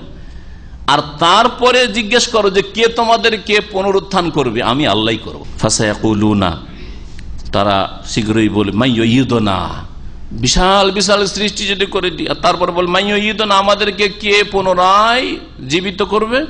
কুল, হে নবী তাদেরকে জানিয়ে দাও, আল্লাযী ফাতারাকুম আউওয়াল মাররা, সেই সত্তাই তোমাদেরকে পুনরায় জীবন দান করবেন, পুনরুত্থিত করবেন, যিনি তোমাদেরকে প্রথমবার সৃষ্টি করেছেন। আল্লাহ পাক আল্লাযী খালাকা ফাসাওয়া ওয়াল্লাযী কদ্দারা ফাহাদা ওয়াল্লাযী আখরাজাল মারআ, যিনি প্রথমবার সৃষ্টি করেছেন, সুঠাম করেছেন, সুন্দর গঠন দিয়েছেন, সুপরিমিত করেছেন, তিনি আল্লাহ পুনরায় তোমাদেরকে আবার প্রাণ দেবেন আর তোমাদেরকে তার সামনে হাজির করবেন বিচার দিবসে। ফাসায়ুনগিজুনা ইলাইকা রুউসাহুম, আল্লাহ পাক নবী মুহাম্মদ সাল্লাল্লাহু আলাইহি ওয়াসাল্লাম বলছেন, তুমি যদি আখিরাতের কথা বলো, পুনরুত্থানের কথা বলো, হাসরের মাঠে বিচার দিবসে হাজির হইতে সব কথা বলো, তোরা ঠাট্টার ছলে মাথা নাড়াবে। ঠাট্টা করার একটা তরিকা হচ্ছে মাথা ঝুঁকিয়ে ঠাট্টা করা, তাই না? হাতের দ্বারা, চোখের দ্বারা, মাথার দ্বারা বিভিন্ন রকমের ঠাট্টা মজাক করা হয়। তো এই কাফের মুশরিকরা কি করবে? আল্লাহ বলছেন ফাসায়ুনগিজুনা ইলাইকা রুউসাহুম, তাদের মাথা তোমার উদ্দেশ্যে নাড়াবে। ওয়া ইয়াকুলুন, আর তারা বলে মাতা হুয়া, তাহলে এই যে কিয়ামত হবে আর আমাদেরকে উঠানো হবে মাটি থেকে, এটা মাতা হুয়া, কখন তা হবে? আল্লাহ পাক বলছেন কুল, হে নবী বলে দাও তাদেরকে, আসা আইয়াকুনা করিবা, সম্ভবত তা বড়ই নিকটবর্তী, সম্ভবত কিয়ামত নিকটবর্তী। আসমান জমিন যেই দিন থেকে সৃষ্টি হয়েছে, আদম আলাইহিস সালাম যেই দিন থেকে সৃষ্টি হয়েছে, সেই দিন থেকে যদি তুলনা করেন নবী সাল্লাল্লাহু আলাইহি ওয়াসাল্লামের জামানা থেকে শুরু করে কিয়ামত, এটাকে একদিকে রাখেন, আর নবী সাল্লাল্লাহু আলাইহি ওয়াসাল্লামের জামানা থেকে আদম আলাইহিস সালাম পর্যন্ত যে সময়টা, তাহলে তুলনা করলে কিয়ামত করিবা, নিকটে, কিয়ামত নিকটে। যদি 1400 বছর চলে গেছে, এটাকে আপনি দূরে মনে করিয়েন না। তারপরে আরবি ভাষায় যেটা ভবিষ্যতে হবে এবং সুনিশ্চিত হওয়াটা, যা ঘটবে এবং ঘটা সুনিশ্চিত, সেটাকে আরবি ভাষায় বলা হয় করিব, সেটা নিকটে, সন্নিকটে বলা হয়। আল্লাহ পাক এই ভাষায় কিয়ামত সম্পর্কে আয়াতে বলেছেন আল্লাহ সাআতা কোন করিবা, ইয়াউমা ইয়াদুকুম, সেই কিয়ামতের দিনে আল্লাহ পাক তোমাদেরকে আহ্বান করবেন, ডাকবেন। আল্লাহর এই ডাকা কেমন করে ডাকা হবে? ইসরাফিল আলাইহিস সালাম, যে আল্লাহ পাকের ফেরেশতা মালায়েকা, তার সিংগায় ফুঁকের মাধ্যমে প্রথম সিংগায় ফুঁক দেবেন তিনি। ফাতাস্তাজিবুনা বিহামদিহি, তখন তোমরা ডাকে সাড়া দেবে, বিহামদিহি, তার প্রশংসার সাথে সাথে আল্লাহ পাকের প্রশংসা করবে, আর সকলে নিরুপায় প্রশংসা, আর উপায়, এখন চাক্ষুষ সবকিছু বুঝতে পেরেছো যে হায় রে, পুনরুত্থানকে অস্বীকার করছিলাম, বিচার দিবসকে অস্বীকার করেছিলাম, জান্নাত জাহান্নাম অস্বীকার করেছিলাম, আল্লাহর একত্ব তৌহিদকে অস্বীকার করেছিলাম, ইসলামকে অস্বীকার করেছিলাম, এখন প্রশংসা করা শুরু হবে ইতিবাচক, যে যদি কোন রকম ক্ষমা হয়ে যায়, মাফ হয়ে যায়। কিন্তু আর কর্মজগৎ নেই, কাজের জগৎ দুনিয়াতে শেষ হয়ে গেছে, এখন বদলার জগৎ শুরু হবে। আল্লাহ পাক রব্বুল আলামিন বলছেন যে তোমরা আল্লাহ পাকের প্রশংসার সাথে সাথে ডাকে সাড়া দিবে, সিংগাই ফুকের সাথে সাথে, ওয়াতাজুন্নুনা, আর তোমাদের ধারণা হবে ইল্লা বিস্তুম ইল্লা কালিলা, পৃথিবীতে অল্প সময় তোমরা থেকেছিলে। যখন কবর থেকে উঠানো হবে, উঠে হাজির হবে, তখন মনে হবে যে আরে দুনিয়াতে, অথচ 80 বছর 100 বছর বেঁচেছেন, অল্প কত সময়, অল্প সময়, দিনের কিছু অংশ। যেমন অন্য আয়াতে বলা হয়েছে কান্নাহুম ইয়াওমা ইয়ারাউনাহা লাম ইয়ালবাসু ইল্লা আশিয়াতান আও দুহাহা, আশিয়াতান আও দুহা, হয় বৈকালবেলা কয়েক ঘন্টা আশিয়া, অথবা আও দুহা, অথবা সকালবেলা কয়েক ঘন্টা যে থাকে, এতটুকু সময় আমরা দুনিয়ায় থেকে এসেছি। দুনিয়া এত সংকীর্ণ মনে হবে দুনিয়াতে, অথচ খুব ভোগ বিলাস করেছে, বড় নেতৃত্ব ছিল, আর অনেক ধন সম্পদ ছিল, কোনো অভাব ছিল না, ভোগ বিলাসের সামগ্রীর অভাব ছিল না, সুখের অভাব ছিল না। তারপরে সবকিছু ভুলে যাবে আর বলবে যে আরে কতটুকু সময় থেকে আসে, এত দ্রুত চলে আসতে হইল, আল্লাহর সামনে আল্লাহ হাজির করে দিলেন। আল্লাহ পাক রব্বুল আলামিন তারপরে বলছে ওয়াকুল্লি ইবাদি, হে নবী মুহাম্মদ সাল্লাল্লাহু আলাইহি ওয়াসাল্লাম, আমার বান্দাদেরকে বলে দাও, অর্থাৎ মানব জাতিকে বলে দাও, ইয়াকুলুল্লাতি হি আহসান। এই আয়াতের অংশটুকু কোরআনে কারীমের কায়দায় কুরআনিয়া বলা হতে হয়, অর্থাৎ কোরআনে কারীমে বেশ কিছু মৌলিক নীতিমালা আল্লাহ পাক নির্ধারণ করেছেন, বলেছেন নীতিমালা। এই নীতিমালার ওপর যদি আপনি চলেন, নিজেকে চালাতে পারেন, তো সমস্ত রকমের অকল্যাণ থেকে বেঁচে থাকতে পারবেন। আখিরাতের অকল্যাণ অমঙ্গল তো আছে, দুনিয়ার অমঙ্গল থেকে বাঁচতে পারবেন। কি কথা শোনেন, আল্লাহ বলছেন যে হে নবী কুল্লে ইবাদি অকুল্লে ইবাদি, আমার বান্দাদেরকে জানিয়ে দাও, বলে দাও, ইয়াকুলুল্লাতি হি আহসান, তারা যেন বলে এমন কথা যা অতি উত্তম, উত্তম কথা ছাড়া অনুত্তম কথা বলবে না। এটা আপনি পারিবারিক ক্ষেত্রে লাগান, স্বামী স্ত্রী এখন শুধু বিয়ে করেছেন, ভালো কথা যদি উত্তম কথা স্ত্রীর সাথে বলেন, আর আপনার স্ত্রী আপনার সাথে উত্তম কথা বলে, ইয়াকুলুল্লাতি হি আহসান, কখনো ঝগড়া বিবাদ দ্বন্দ্ব আর তালাক আর কোন রকমের অশান্তি আর মারপিট কিছু হবে না। ছেলে মেয়েদের সাথে, ছেলে মেয়ে হইল, ছেলেমেয়েরা বড় হচ্ছে, তাদের সাথে ভালো ভাষা যদি বলেন, ছেলেমেয়েরা বাপ মাকে ভালো সম্বোধন করে, আর বাপ মা ছেলে মেয়েদেরকে ভালো তালিম তরবিয়ত করে, ইয়াকুলুল্লাতি আহসান, মন্দ কিছু বলে না, কখনো দ্বন্দ্ব, পারিবারিক দ্বন্দ্ব হবে না। ভাইদের সাথে, এখন ভাইরা বড় হয়েছে, 5 ভাই একসাথে, তারপরে বউ আসলো, 5 ভাইয়ের বউরা আসলো, কোনোদিন ঝগড়া বিবাদ হবে না। সামাজিক ক্ষেত্রে একটা সমাজ, একটা গ্রাম, এটা দেশ, এক দেশের আরেক দেশের সাথে যদি ভালো কথা ঠিকভাবে বলে জানো, কখনো ঝগড়া দ্বন্দ্ব হবে না। রুমমেট একসাথে, আপনারা প্রবাসে আছেন, এক রুমে 5 জন 7 জন আছেন, ভালো কথা ছাড়া মন্দ কথা কখনো বলবেন না। এমন কোনো কথা বলবেন না যেটা তার মাইন্ডে আঘাত করে, সেটা ফিল করে যে না, আমাকে ঠাট্টা করলো, আমাকে হেউ করলো, আমাকে ছোট করলো, তাহলে কখনো দ্বন্দ্ব হবে না। আপনার অধীনে যদি একটা ক্লিনার ও টি বয়ও থাকে, আর যদি তাকে খারাপ ভাষায় বলেন, ঘৃণা ছড়াবে না? ছড়াবে না। হয়তো সে বাধ্য নিরুপায় আপনাকে চা পানি এনে দিয়ে দিবে, সবকিছুই করে দিচ্ছে, ক্লিনও করে দিচ্ছে, কিন্তু তার অন্তরে ঘৃণা ভরা আছে। একটু আপনার যদি ক্ষতি করতে পারে তো ক্ষতি করতে ছাড়বে না। আর ক্ষতি নাও যদি করে, কারো দ্বারা ক্ষতিগ্রস্ত আপনি হয়তো খুশি হবে। রাস্তায় দুর্ঘটনা, অ্যাক্সিডেন্ট, গাড়ি অ্যাক্সিডেন্ট হয়েছে, ক্লিনার খুশি, ভালো হয়েছে, বসের, বলবে না? বলবে না? হ্যাঁ, মনে মনে তো বলবে, প্রকাশ না করে মন বলছে তার। সুবহানাল্লাহ। বিশেষ করে দাম্পত্য জীবনে যদি আপনি ইয়াকুলুল্লাতি আহসান এই কায়দার উপর আমল করেন, কখনো অশান্তি ঘটবে না। অনেক মূর্খ লোকেরা রয়েছে, বাসর রাতে প্রথম বিবিকে আনার পরে সারা রাত শুধু জিজ্ঞাসাবাদ, মনে হচ্ছে সিআইডি তদন্তে লেগে গেছে। সারা জীবনে তার স্ত্রী কার সাথে প্রেম করেছে, কার সাথে লেখাপড়া করেছে, কার সাথে স্কুল কলেজ ইউনিভার্সিটিতে গেছে, কার সাথে আসতো, কি করতো না করতো। আরে ভাই, তো বিয়ে করে করেছো, তুমি বিয়ে কেন করেছো? অতীত ভুলে যান, এখন এখান থেকে নতুন পাতা শুরু করেন আপনি, আর অতীতের খোঁজ খবর নেওয়া শুরু করবেন বেকুফের মতো। বহু ঘটনা আমাদের কাছে আসে, প্রথম রাতে চমকে গেছে স্ত্রী, না এর সাথে বাস করা যাবে না, আরে বাপরে, আমার সিআইডি তদন্ত শুরু করে দিয়েছে, আজকে থেকে তদন্ত। আর তারপরে কি শয়তানি, অনেক লোক এইরকম ধোকা দিয়েছে স্ত্রীকে, যে তোমার হাতে হাত দিয়ে বলছি, শপথ করে বলছি, তুমি বলে দাও সত্য কথা, কিছু হয়েছে নাকি, কিছুই করব না, তোমাকে কিছুই বলবো না, আর কিছুই করব না।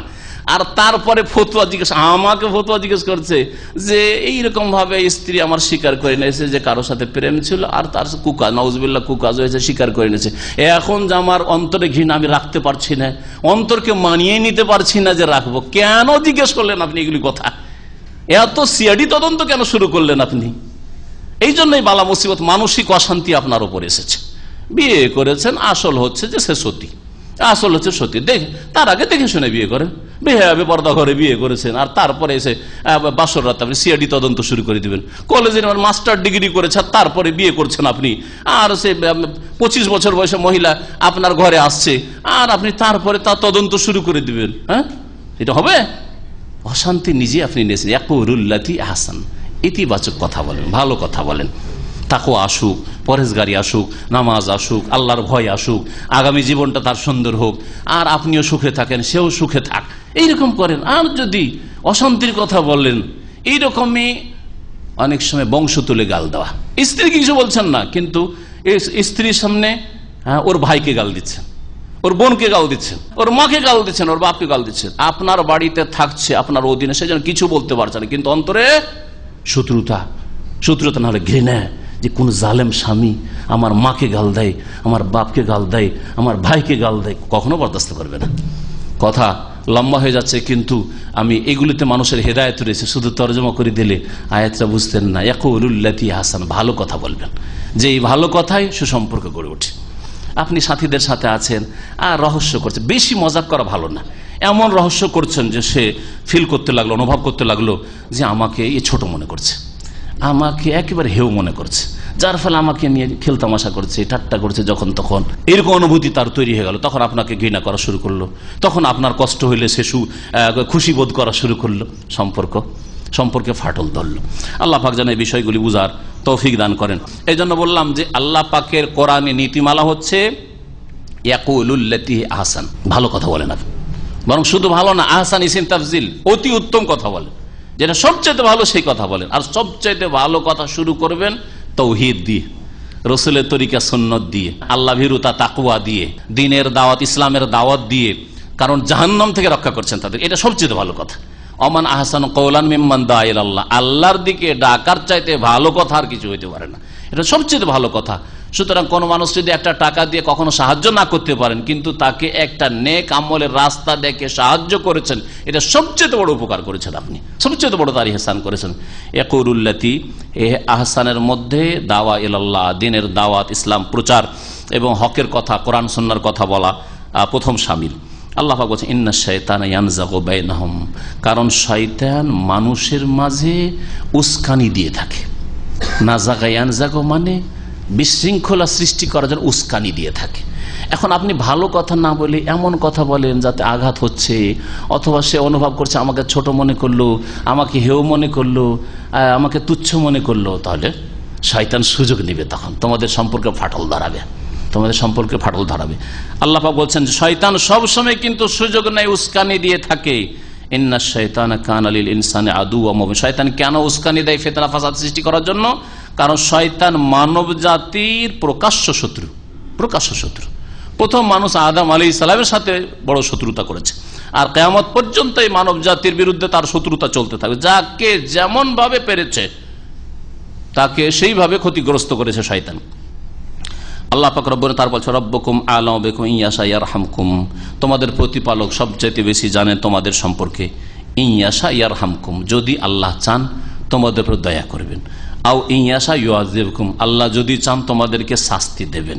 ওমা আরসালনাকা আলাইহিম ওয়াকিলা, হে নবী মুহাম্মদ সাল্লাল্লাহু আলাইহি ওয়াসাল্লাম, তোমাকে তাদের ওপর কর্তৃত্ব দিয়ে পাঠাইনি, তাদের ওপর তোমাকে কর্মবিধায়ক করে দায়িত্বশীল করে পাঠাইনি, দারোগা করে পাহারাদার করে পাঠাইনি যে তুমি জবরদস্তি কিছু করবে।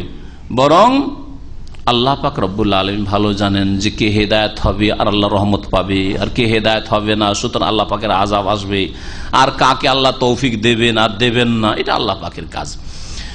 এই আয়াতে ইসলাম প্রচারের ক্ষেত্রে একটা সুন্দর আদব শেখানো হয়েছে, সেটা হচ্ছে যে আপনি নিজেকে সব সময় বড় করে পেশ করবেন না। ইসলামের দাওয়াত দিচ্ছেন, আপনি নিজেকে ছোট করে পেশ করবেন। আপনি যদি এইভাবে পেশ করেন যে আপনি একেবারে পাক্কা মুসলিম আর এরা সব জাহান্নামী, না, এইরকম ধরনের ভাষা ব্যবহার করবেন না। এই জন্য জাহান্নাম শব্দটি ব্যবহার করা গুনাহগারদের ক্ষেত্রে, আর তারপরে কাফের শব্দটি ব্যবহার করা, তার এই ধরনের ভাষাগুলি ব্যবহার করা থেকে যথাসাধ্য বেঁচে থাকবেন, যথাসাধ্য বেঁচে থাকবেন। কারণ এতে হচ্ছে কি, আপনি যেন একমাত্র মুসলিম, বাকি সব কাফের, আপনি একমাত্র জান্নাতি আর বাকি সব কাফের আর জাহান্নামী, না না, এতে হবে কি, ঘৃণা ছড়াবে, কবুল করবে না, সাদর গ্রহণ করবে না। আল্লাহ পাক ভালো করে জানেন যে কাফের মুশরিকদের উপর রহম হবে না আযাব হবে, বলুন তো দেখি। আল্লাহ কি জানেন না যে কাফের মুশরিকদের উপর যদি শিরকের অবস্থায় মারা যায় তো রহম হবে আল্লাহ পাকের? আল্লাহ পাক আখিরাতের রহমতকে হারাম করেছেন কাফের মুশরিকের জন্য, তাই না? তারপর আল্লাহ পাক বলছেন রব্বুকুম আ'লামু বিকুম, তোমাদের প্রতিপালক সবচেয়ে বেশি মানব জাতি সম্পর্কে, তোমাদের সম্পর্কে জানেন। ইয়াশা ইয়ারহামুকুম, আল্লাহ চাইলে রহম করবেন, কাফের রহম হবে? তো আল্লাহর রহম করার তরিকা হচ্ছে, আল্লাহ রহম করা হচ্ছে আল্লাহ হিদায়াতের তৌফিক দেবেন, নেক আমলের তৌফিক দিবেন, শিরক বিদআত থেকে তওবা করার তৌফিক দিবেন, ফরজ ওয়াজিবাত আদায় করার তৌফিক দিবেন, আল্লাহ পাকের রহমত হবে। তাহলে আপনি ছাড় দিয়ে যেন বলছেন, কাফেরকেও সম্বোধন করতে বলছেন আল্লাহ ভালো জানেন কার উপরে রহম হবে। হইতে পারে আপনার উপর আল্লাহর রহমত হবে, হইতে পারে আপনার আল্লাহর রহমত হবে, হ্যাঁ হইতে পারে। যে একটা কাফের যাকে আপনি ইসলামের দাওয়াত দিচ্ছেন, একটা কবর পূজারী যাকে ইসলামের তাওহীদের দাওয়াত দিচ্ছেন, একটা বিদআতি যাকে সুন্নতের দাওয়াত দিচ্ছেন, একটা বেনামাজি যাকে নামাজের দাওয়াত দিচ্ছেন, ওই লোকটির নামাজ ধরে নিল, তওবা করে নিল, শিরক ছেড়ে দিল, বিদআত ছেড়ে দিল, দিন ইসলাম সাদরে গ্রহণ করলো, কোরআন সুন্নাহ গ্রহণ করলো, আর নেক হয়ে দুনিয়া থেকে বিদায় নিল। আর হতে পারে আপনার মতো হতভাগা, আল্লাহ না করে আমাদের কাউকে হতভাগা করে, হতভাগা যে লোকটি দাওয়াত দিচ্ছিল 2-4-10 দিন পরে, 2-4-10 বছর পরে সে গুমরাহ হয়ে গেল। হতে পারে না? হতে পারে নাকি? আত্মহত্যা করলো, হতে পারে না? নেক আমল করার পর আত্মহত্যা করলো, আরো কত কি হইলো, পাপে লিপ্ত হয়ে গেল। অনেক লোককে দেখা গেছে যৌবনকালে কখনো ব্যভিচারে লিপ্ত হয়নি, আর 50-60 বছর বয়সে গিয়ে ব্যভিচারে লিপ্ত। আরে ভাগ্য খারাপ না? ভাগ্য খারাপ না? তো হইতে পারে যে যাদেরকে নেক আমলের দাওয়াত দিয়েছেন ওরা হেদায়েত হয়েছে, আল্লাহর রহম পেয়েছে, রহমত পেয়েছে, রহম করেছেন, আর তোমার মতো হতভাগা যে মানুষকে দিনের দাওয়াত দিয়েছে তুমি গুমরাহ হয়ে গেছো। আল্লাহ পাক রব্বুল আলামিন বলছেন আও ইয়াশা ইউআযিবকুম, হতে পারে আল্লাহ পাক আযাব দেবেন, আল্লাহর ইচ্ছা। এবং আল্লাহ পাক রব্বুল, হে নবী, তোমাকে মানুষের উপর দায়িত্বশীল করে আল্লাহ পাঠান নাই। ও রব্বুকা আ'লামু বিমান ফিস সামাওয়াতি ওয়াল আরদ, আল্লাহ পাক রব্বুল আলামিন সবচেয়ে বেশি জানেন ওই সমস্ত সম্পর্কে, ওই সমস্ত মানুষ, জিন এবং ফেরেশতা সম্পর্কে যারা আকাশে রয়েছে, ওয়াল আরজে, আর যারা জমিনে রয়েছে। ওয়ালাকাদ ফাদ্দালনা বাযান নবিয়িনা আলা বায, আর নিঃসন্দেহে আমি কতক নবী রসুলকে শ্রেষ্ঠত্ব দান করেছি, মর্যাদা দিয়েছি, আলা বায, কতক রসুলের ওপর। আল্লাহ পাক এক রসুলকে আর এক রসুলের ওপর ফজিলত, শ্রেষ্ঠত্ব দান করেছেন। এটা আল্লাহ পাকের নীতিমালা। আল্লাহ পাক সকল নবী রসুলকে সমান করেননি, আর এক একজনকে এক এক রকমের বৈশিষ্ট্য দিয়েছেন, হয়তো অন্যকে তা দেননি। ও আতাইনা দাউদা জাবুরা, আর উদাহরণস্বরূপ আমি দাউদ আলাইহিস সালামকে জাবুর দিয়েছি, যে জাবুরে ছিল সুন্দর সুন্দর উপদেশের কিতাবে জাবুর ছিল। আর তাওরাতে ছিল হুকুম, আহকাম, বিধিবিধান। তার এক এক কিতাবের এক এক বৈশিষ্ট্য, এক এক রসুলের এক এক বৈশিষ্ট্য। দাউদ আলাইহিস সালামকে অত্যন্ত সুন্দর মধুর সুর দিয়েছিলেন, সুন্দর কণ্ঠ তার ছিল। মানুষ তো শুনত, পশু পাখি চলে আসতো শোনার জন্য। তাহলে চিন্তা করেন, আল্লাহ পাক দাউদ আলাইহিস সালামকে বৈশিষ্ট্য দিয়েছেন, আবার মূসা আলাইহিস সালামকে বৈশিষ্ট্য দিয়েছেন। আল্লাহ পাক কথা বলেছেন তার সাথে, কাল্লাম আল্লাহ মূসা তাকলিমা। ঈসা আলাইহিস সালামকে আল্লাহ পাক বৈশিষ্ট্য দিয়েছেন যে মৃতদেরকে জীবিত করতেন, বেইজনিল্লাহ বলতেন, আল্লাহর হুকুমে। আর পীরেরা বলে বেইজনি আমার হুকুমে উঠতে হবে। তাহলে পীর তো ঈসার থেকে বড় হয়ে গেল, ঠিক কিনা? হ্যাঁ, কোন পীরের তরিকা আছে জানেন কি? জানেন? হক্কানি, দেশি হক্কানি তো তরিকার কিতাবে আছে। জি হ্যাঁ, ভেদে মারেফাত ইয়াদে খোদাই, হ্যাঁ, হক্কানি তরিকা। কোন তরিকা? চরমনাই তরিকাটা আছে। ঈসা আলাইহিস সালাম বেইজনিল্লাহ দিয়ে উঠালেন, আর চরমনার এক পীর বলছে কুম বেইজনি, আমার হুকুমে উঠো, মরাকে জিন্দা করে দিল। আরে মুহাম্মদুর রাসূলুল্লাহ সাল্লাল্লাহু আলাইহি ওয়াসাল্লাম করতে পারলেন না? না আবু বকর, ওমর, উসমান, আলী পারলেন না? তোমাদের ইমাম সাহেব, ইমাম আজম আবু হানিফাই পারলেন? আছে না? শাফি, না মালিক, আহমদ, না ইমাম বুখারী করলেন এসব কাজ? আর এই ভণ্ডরা কুম বেইজনি, আমার হুকুমে উঠতে হবে, আর নিজেই খোদা হয়ে বসে আছে। আর হবে না কেন? এরা তো খোদাতে, আল্লাহতে বিলীন হয়ে যায়, লয় হয়ে যায়। হ্যাঁ, যিনি আল্লাহ তিনি ওই পীর হয়ে যান। আল্লাহর পীরে কোনো পার্থক্য থাকে না। আর আনাল হক বলা শুরু করে, এটার নাম ইসলাম, এটার নাম তাদের কাছে ইসলাম। এই ইসলাম ভারত থেকে জগা খিচড়ি হয়ে গেছে, এটা মদিনার ইসলাম নয়। ভালো করে শুনে, এটা মদিনার ইসলাম না। আল্লাহ পাক রব্বুল আলামিন বলছেন যে আমি এক রসুলকে, এক নবীকে আর এক নবীর ওপর ফজিলত দান করেছি। আর সমস্ত নবীদেরকে আল্লাহ পাক যা দিয়েছেন, এগুলির সবগুলির কিছু না কিছু রাসূলুল্লাহ সাল্লাল্লাহু আলাইহি ওয়াসাল্লামের মধ্যে মওজুদ রয়েছে। এই জন্য সবচেয়ে শ্রেষ্ঠ রাসূল মুহাম্মদ রাসূলুল্লাহ সাল্লাল্লাহু আলাইহি ওয়াসাল্লাম। আল্লাহ পাক রব্বুল আলামিন এই আয়াত নাযিল করেছিলেন যখন কাফের মুশরিকেরা মক্কার বলল যে আল্লাহ যদি নবী পাঠাবেন আর রসুল পাঠাবেন, তা আবার ইয়েতিম ছেলেকে কেন? গরিবের ঘরে, ইয়েতিমের ঘরে। তাইফের নেতারা ছিল, মক্কার নেতারা ছিল, নেতা যারা পয়সাওয়ালা, যাদের দাপট রয়েছে সমাজে, তাদেরকে নবী বানাইতেন।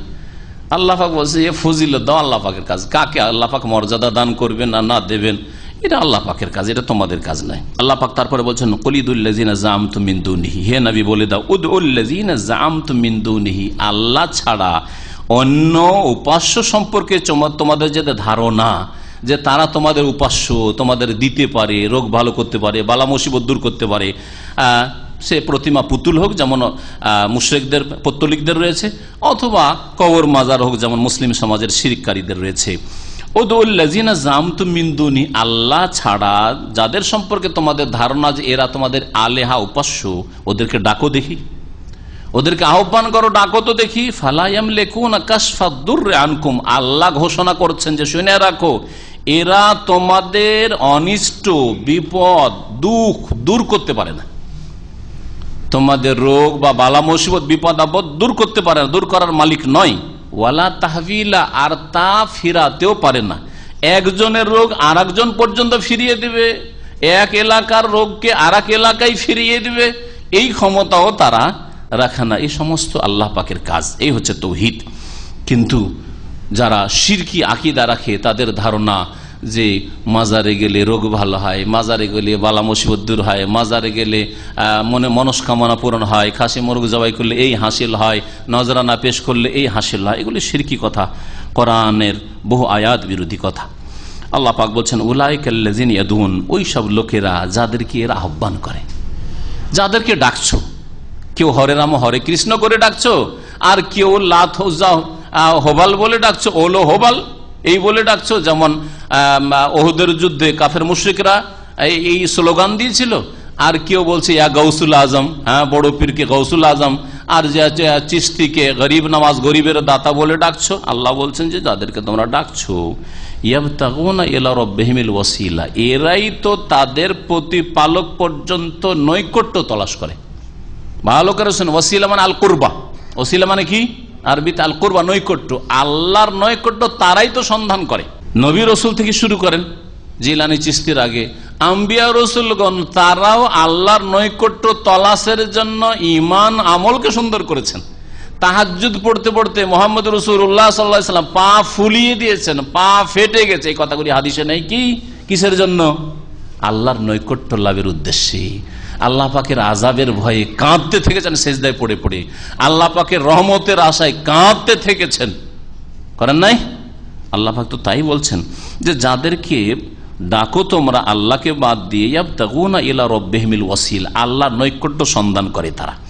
আইয়ুহুম আকরাব, যে তাদের কে অধিক নিকটবর্তী হতে পারে, কে আল্লাহর বেশি নৈকট্য প্রাপ্ত হতে পারে। ওয়ায়ারজুনা রাহমাতাহ, এবং আল্লাহ পাকের রহমতের তারা আশা আকাঙ্ক্ষা করে যে আল্লাহর রহমত পাবো, সেই জন্য ইবাদত বন্দেগীতে মেহনত করছি। ওয়ায়াখাফুনা আযাবাহু, এবং আল্লাহর আযাবকে তারা ভয় করে। শুনে রাখেন, এখানে দুটি কথা বললো। একটা কথা যে বান্দার দুটো ডানা আছে, মানুষের কি আছে?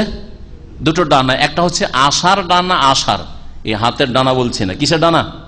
আশা আকাঙ্ক্ষা, আল্লাহর কাছে রহমতের আশা রাখবেন, ইয়ারজুনা রহমাতা। আর একটা ডানা পাখা হচ্ছে কিসের? ভয়ের, ভয় ভীতির ডানা। ইয়াখাফুনা আযাব, আল্লাহর আযাবকে ভয় করে। দুটো ডানা যদি পাখির থাকে তাহলে উড়তে পারি, আর দুটো ডানার একটা ডানা যদি ভেঙে যায় আছাড় খেয়ে পড়ে।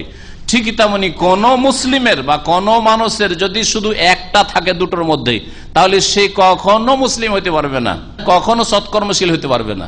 যেমন কেউ যদি শুধু আশাই করে আল্লাহ গফুরুর রহিম, আল্লাহ 100টা খুন করেছে তাকেও আল্লাহ মাফ করেছেন। আল্লাহ যদি আবু সুফিয়ানকে মাফ করতে পারেন, হিন্দার মতো মহিলা যে রসুলের চাচার কলিজাকে চিবিয়েছে আর হার বানিয়েছে, মালা বানিয়েছে, তাকেও যদি ইসলামের তৌফিক দিয়ে আল্লাহ মাফ করতে পারেন, তো আমাকে কেন মাফ করবেন? সেই জন্য ব্যভিচার করতে আছে, সুদ খেতে আছে, হারাম খেতে আছে, শিরিক করতে আছে, পাপ করতে আছে, চলবে? তাহলে শুধু আশা আছে, ভয় নেই, আল্লাহর আযাবের ভয় নেই। একটা ডানা থাকলে আছাড় খেয়ে পড়বে, জাহান্নামে যাবে। আছাড় খেয়ে কোথায় পড়বে? জাহান্নামে পড়বে। আর একটা ডানা হচ্ছে শুধু ভয়, ভয় করা, শুধু ভয়। এত ভয় লাগে আল্লাহর আযাবকে, জাহান্নামকে এত ভয় লাগে, কবর আযাবকে এত ভয় লাগে, এত ভয় লাগে। আর আশা একেবারে নিরাশ, হতাশ, আল্লাহ পাকের রহমত থেকে একেবারে নিরাশ। আল্লাহ বলছেন লা তাকনাতু মির রাহমাতিল্লাহ, আল্লাহর রহমত থেকে নিরাশ হইও না। আমল করো, ঈমান সুন্দর করো, নেক আমল করো, ফরজ ওয়াজিব আদায় করো, সুন্নত মুস্তাহাব আদায় করো, হারাম নাজায়েজ থেকে বেঁচে থাকো, আর আল্লাহর আযাবকে ভয়ও করো, আর রহমতের আশাও রাখো। তা না করে শুধু ভয় করছেন আর আল্লাহর রহমত থেকে নিরাশ হয়ে যাচ্ছেন। আমার মতো পাপী তাপিকে আল্লাহ মাফ করবেন? কখনো মাফ করবেন না। মাফ হবে না, তাহলে কি করব? আত্মহত্যা করে। হবে না? হবে না, মাফ হবে না। তাহলে আর আমল করে লাভ? নামাজ পড়ছি, নামাজ পড়ে মাফই হবে না, এত গুনাহ করেছি, মাফই হবে না, তো নামাজ পড়ে লাভ, নামাজ ছেড়ে দিই। হবে না? হবে না। তাহলে বাকি জীবনটা আর কি করব? এতদিন পাপ, সারা জীবনটা 60 বছর পাপ করলাম, আর 2-4 বছর বাঁচবো কি আর বাঁচবো না? নামাজ ধরে লাভটা কি? আর তওবা করে লাভটা কি? আল্লাহর রহমত থেকে নিরাশ হয়ে পড়ে জাহান্নামে যাবে না? যাবে না? জাহান্নামে আছাড় খেয়ে পড়বে। তো দুটো ডানা ঠিক রাখতে হবে, আল্লাহর রহমতের আশাও রাখবেন, আল্লাহ গফুরুর রহিম এটাও রাখবেন। আর আল্লাহ পাক রব্বুল আলামিন কঠোর শাস্তিদাতা, ওয়ান্না আযাবি হুয়াল আযাবুল আলীম, ইন্না বাতশা রাব্বিকা লাশাদীদ। আল্লাহর পাকড়াও বড় শক্ত, আল্লাহর আযাব বড় শক্ত। আল্লাহ আযাব দেবেন, আল্লাহর আযাবকে ভয় করে। আল্লাহ জাহান্নাম তৈরি করে রেখেছেন, কবরের জীবনে শাস্তি রয়েছে। দুটোই থাকতে হবে। আর একটি কথা এখানে বলবো, দুটি কথার একটি কথা বললাম, এটা যে মুমিনের ডানা হচ্ছে দুটি, তাহলে মুমিন হতে পারবেন। আর দ্বিতীয় যে বিষয়টি বলবো, সুফিরা, পীর ভণ্ডরা শিখায় যে আমরা আল্লাহর ইবাদত বন্দেগী করছি কিসের জন্য? আল্লাহর প্রেমে, আল্লাহর ইশকে, ইশকের জন্য করছি। অথচ ইশক হচ্ছে চরিত্রহীনদের কাজ। ইশক মানে প্রেম করা, বেয়াদবি কথা। তারপরেও ধরলাম মহব্বতই ধরে, আল্লাহর মহব্বতে, আল্লাহর প্রেমে কি করছে তারা? বলছে আমরা ইবাদত করি, আল্লাহর ইবাদত করি কিসের জন্য? আল্লাহর প্রেমে, ওরা বলছে আল্লাহর ভয়ও না, আল্লাহর আযাবের ভয়ও না, আর আল্লাহ পাকের রহমতের জান্নাতের আশা নিয়ে না। এই জন্য তার রাবিয়া বসরি কিনেছে এক হাতে আগুন আর আর এক হাতে পানি। ভণ্ডামি, এক হাতে আগুন আর এক হাতে পানি, এই হচ্ছে ভণ্ডামি। কথা বুঝলেন না কি? আর লোকেরা জিজ্ঞাসা করেছে, কি ব্যাপার, আপনি পানি আর আগুন নিয়ে কোথায় যাচ্ছেন? বলছে আমি যাচ্ছি, আমি আজকে যারা জান্নাতের আশায় ইবাদত বন্দি করে নামাজ রোজা করে, তাদের জান্নাতকে আমার এই আগুন দিয়ে কি করব, পুড়িয়ে ছারখার করে দেব। আর যারা জাহান্নামের ভয়ে কি করে, আল্লাহর ইবাদত করে নামাজ রোজা করে, ওই জাহান্নামকে এক লোটা পানি দিয়ে নিভিয়ে দেব। নাউযুবিল্লাহ। এই কিচ্ছা যখন আমাদের দেশের বক্তারা বয়ান করে, মাশাআল্লাহ কত সুন্দর বক্তা, ওলিয়া ওলিয়া রাবিয়া বসরি আল্লাহর এত বড় ওলি ছিলেন, কিন্তু এটা যে ইসলাম বিরোধী কথা, কুফরি কথা, কোরআনের আয়াত বিরোধী কথা। ইয়ারজুনা রাহমাতাহু ওয়া ইয়াখাফুনা আযাবা। ইবাদত বন্দেগী কেন করবেন? রহমতের আশায়, আর ইয়াখাফুনা আযাবা, আর আযাবের ভয়ে। কোরআন তো বলছে, আম্বিয়া রাসূলগণ সম্পর্কে আল্লাহ বলছেন ইউসারিউনা ফিল খায়রাত ওয়া ইয়াদউনানা রাগাবান ওয়া রাহবা। আল্লাহ বলছেন নবী রাসূলগণ আমাকে ডাকে কিসের জন্য? রাগাবান, আল্লাহর রহমতের আগ্রহী আশাবাদী হয়ে, ও রাহাবান, আল্লাহর আযাবের ভয় ভীতিতে। দুটোই থাকতে হবে। ইসলাম শিখাচ্ছে কিছু, আর পীর মুরিদি শিখাচ্ছে আর কিছু। তারপরেও পীর মুরিদি হচ্ছে হক, আর হক্কানি পীর আর ইসলাম। আল্লাহ পাক যেন বুঝার তৌফিক দান করেন। তওবা করেন পীর মুরিদি থেকে, আর আল্লাহ পাকের কাছে দোয়া করেন, আল্লাহ পাক পীর মুরিদির খপ্পর থেকে ভারত উপমহাদেশকে, বাংলাদেশকে, পাকিস্তানকে আল্লাহ পাক বাঁচাক। আর মুসলিম দেশ, যেসব দেশে সুফিজম গ্রাস করে শিরক কুফরিতে লিপ্ত করেছে, কবর মাজারে লিপ্ত করেছে, আর বাতিল ইসলামের নয় বাতিল ধর্ম পালন করছে, আল্লাহ পাক তাদেরকে হেদায়েত দান করেন। আর তাদের অনিষ্ট থেকে আল্লাহ পাক মুসলিমদেরকে, সাদা সিধা মানুষকে আল্লাহ পাক যেন হেফাজত। আল্লাহ পাক রব্বুল আলামিন বলছেন, ইন্না আযাবা রাব্বিকা কানা মাহজুরা, নিঃসন্দেহে নবী মুহাম্মদ সাল্লাল্লাহু আলাইহি ওয়াসাল্লাম তোমার প্রতিপালকের আযাব ভয়াবহ। মাহজুরা মানে ভয় করার মতো বা ভয়াবহ। ওয়া ইম মিন ক্বরিয়াতিন ইল্লা নাহনু মুহলিকুহা ক্বাবলা ইয়াউমিল কিয়ামাতি আও মুআযযিবুহা আযাবান শাদীদ। আল্লাহ পাক বলছেন এমন কোন জনপদ নেই, এমন কোন জনপদ নেই যে যাকে আমি ধ্বংস করব না কিয়ামতের পূর্বে। কিয়ামতের পূর্বে আল্লাহ ধ্বংস করবেন। একটা ধ্বংস করা হচ্ছে যে যখন কিয়ামত হবে, আল্লাহ কিয়ামতের আগে আল্লাহ দুনিয়াকে ধ্বংস করে দেবেন। আর আরেকটা হচ্ছে যদি কোন জনপদ বা জনপদের অধিবাসীর, জনপদ বলতে জনপদের অধিবাসী দেশবাসীকে বোঝানো হয়েছে, আল্লাহর প্রতি ঈমান না নিয়ে আসে, পরকালে বিশ্বাসী না হয়, সৎকর্মশীল না হয়, যদি কুফরি করে, বিরুদ্ধাচরণ শিরক করে, তো আল্লাহ পাক সেই জাতিকে, সেই জনপদকে ধ্বংস করবেন, যেমন আল্লাহ যুগে যুগে করেছেন। সেখানকার মানুষকে ধ্বংস করবেন। তারপরে মওতের মাধ্যমে তো ধ্বংস হবে, আর আল্লাহর সামনে আসামির কাঠগড়ায় হাজির হবে। আও মুআযযিবুহা আযাবান শাদীদা, অথবা তাদেরকে আমি কঠোর শাস্তি দেব। কানা যালিকা ফিল কিতাবে মাসতুরা, এটা আল্লাহ পাকের কিতাবে লিখিত রয়েছে, লিপিবদ্ধ রয়েছে। আল্লাহ পাকের কিতাব মানে লৌহে মাহফুজ, সুরক্ষিত ফলকে লিপিবদ্ধ রয়েছে। আল্লাহ পাক লিখে রেখেছেন এই কথা যে যে কোনো জাতিকে একদিন কিয়ামত হবে, আল্লাহ ধ্বংস করবেন। আর যদি অপরাধ করে আল্লাহ পাক সেই জাতিকে কঠোর শাস্তি দেবেন, অথবা মৃত্যু মুখে পতিত হবে, আর তারপর আল্লাহর সামনে জবাবদেহি করতে হবে। ওমা মানাআনা নুরসিলা বিল আয়াত ইল্লা আন কাযযাবা বিহাল আউয়ালুন ওয়া আতাইনা সামুদান নাকাতা মুবসিরাতান ফাযালামু বিহা।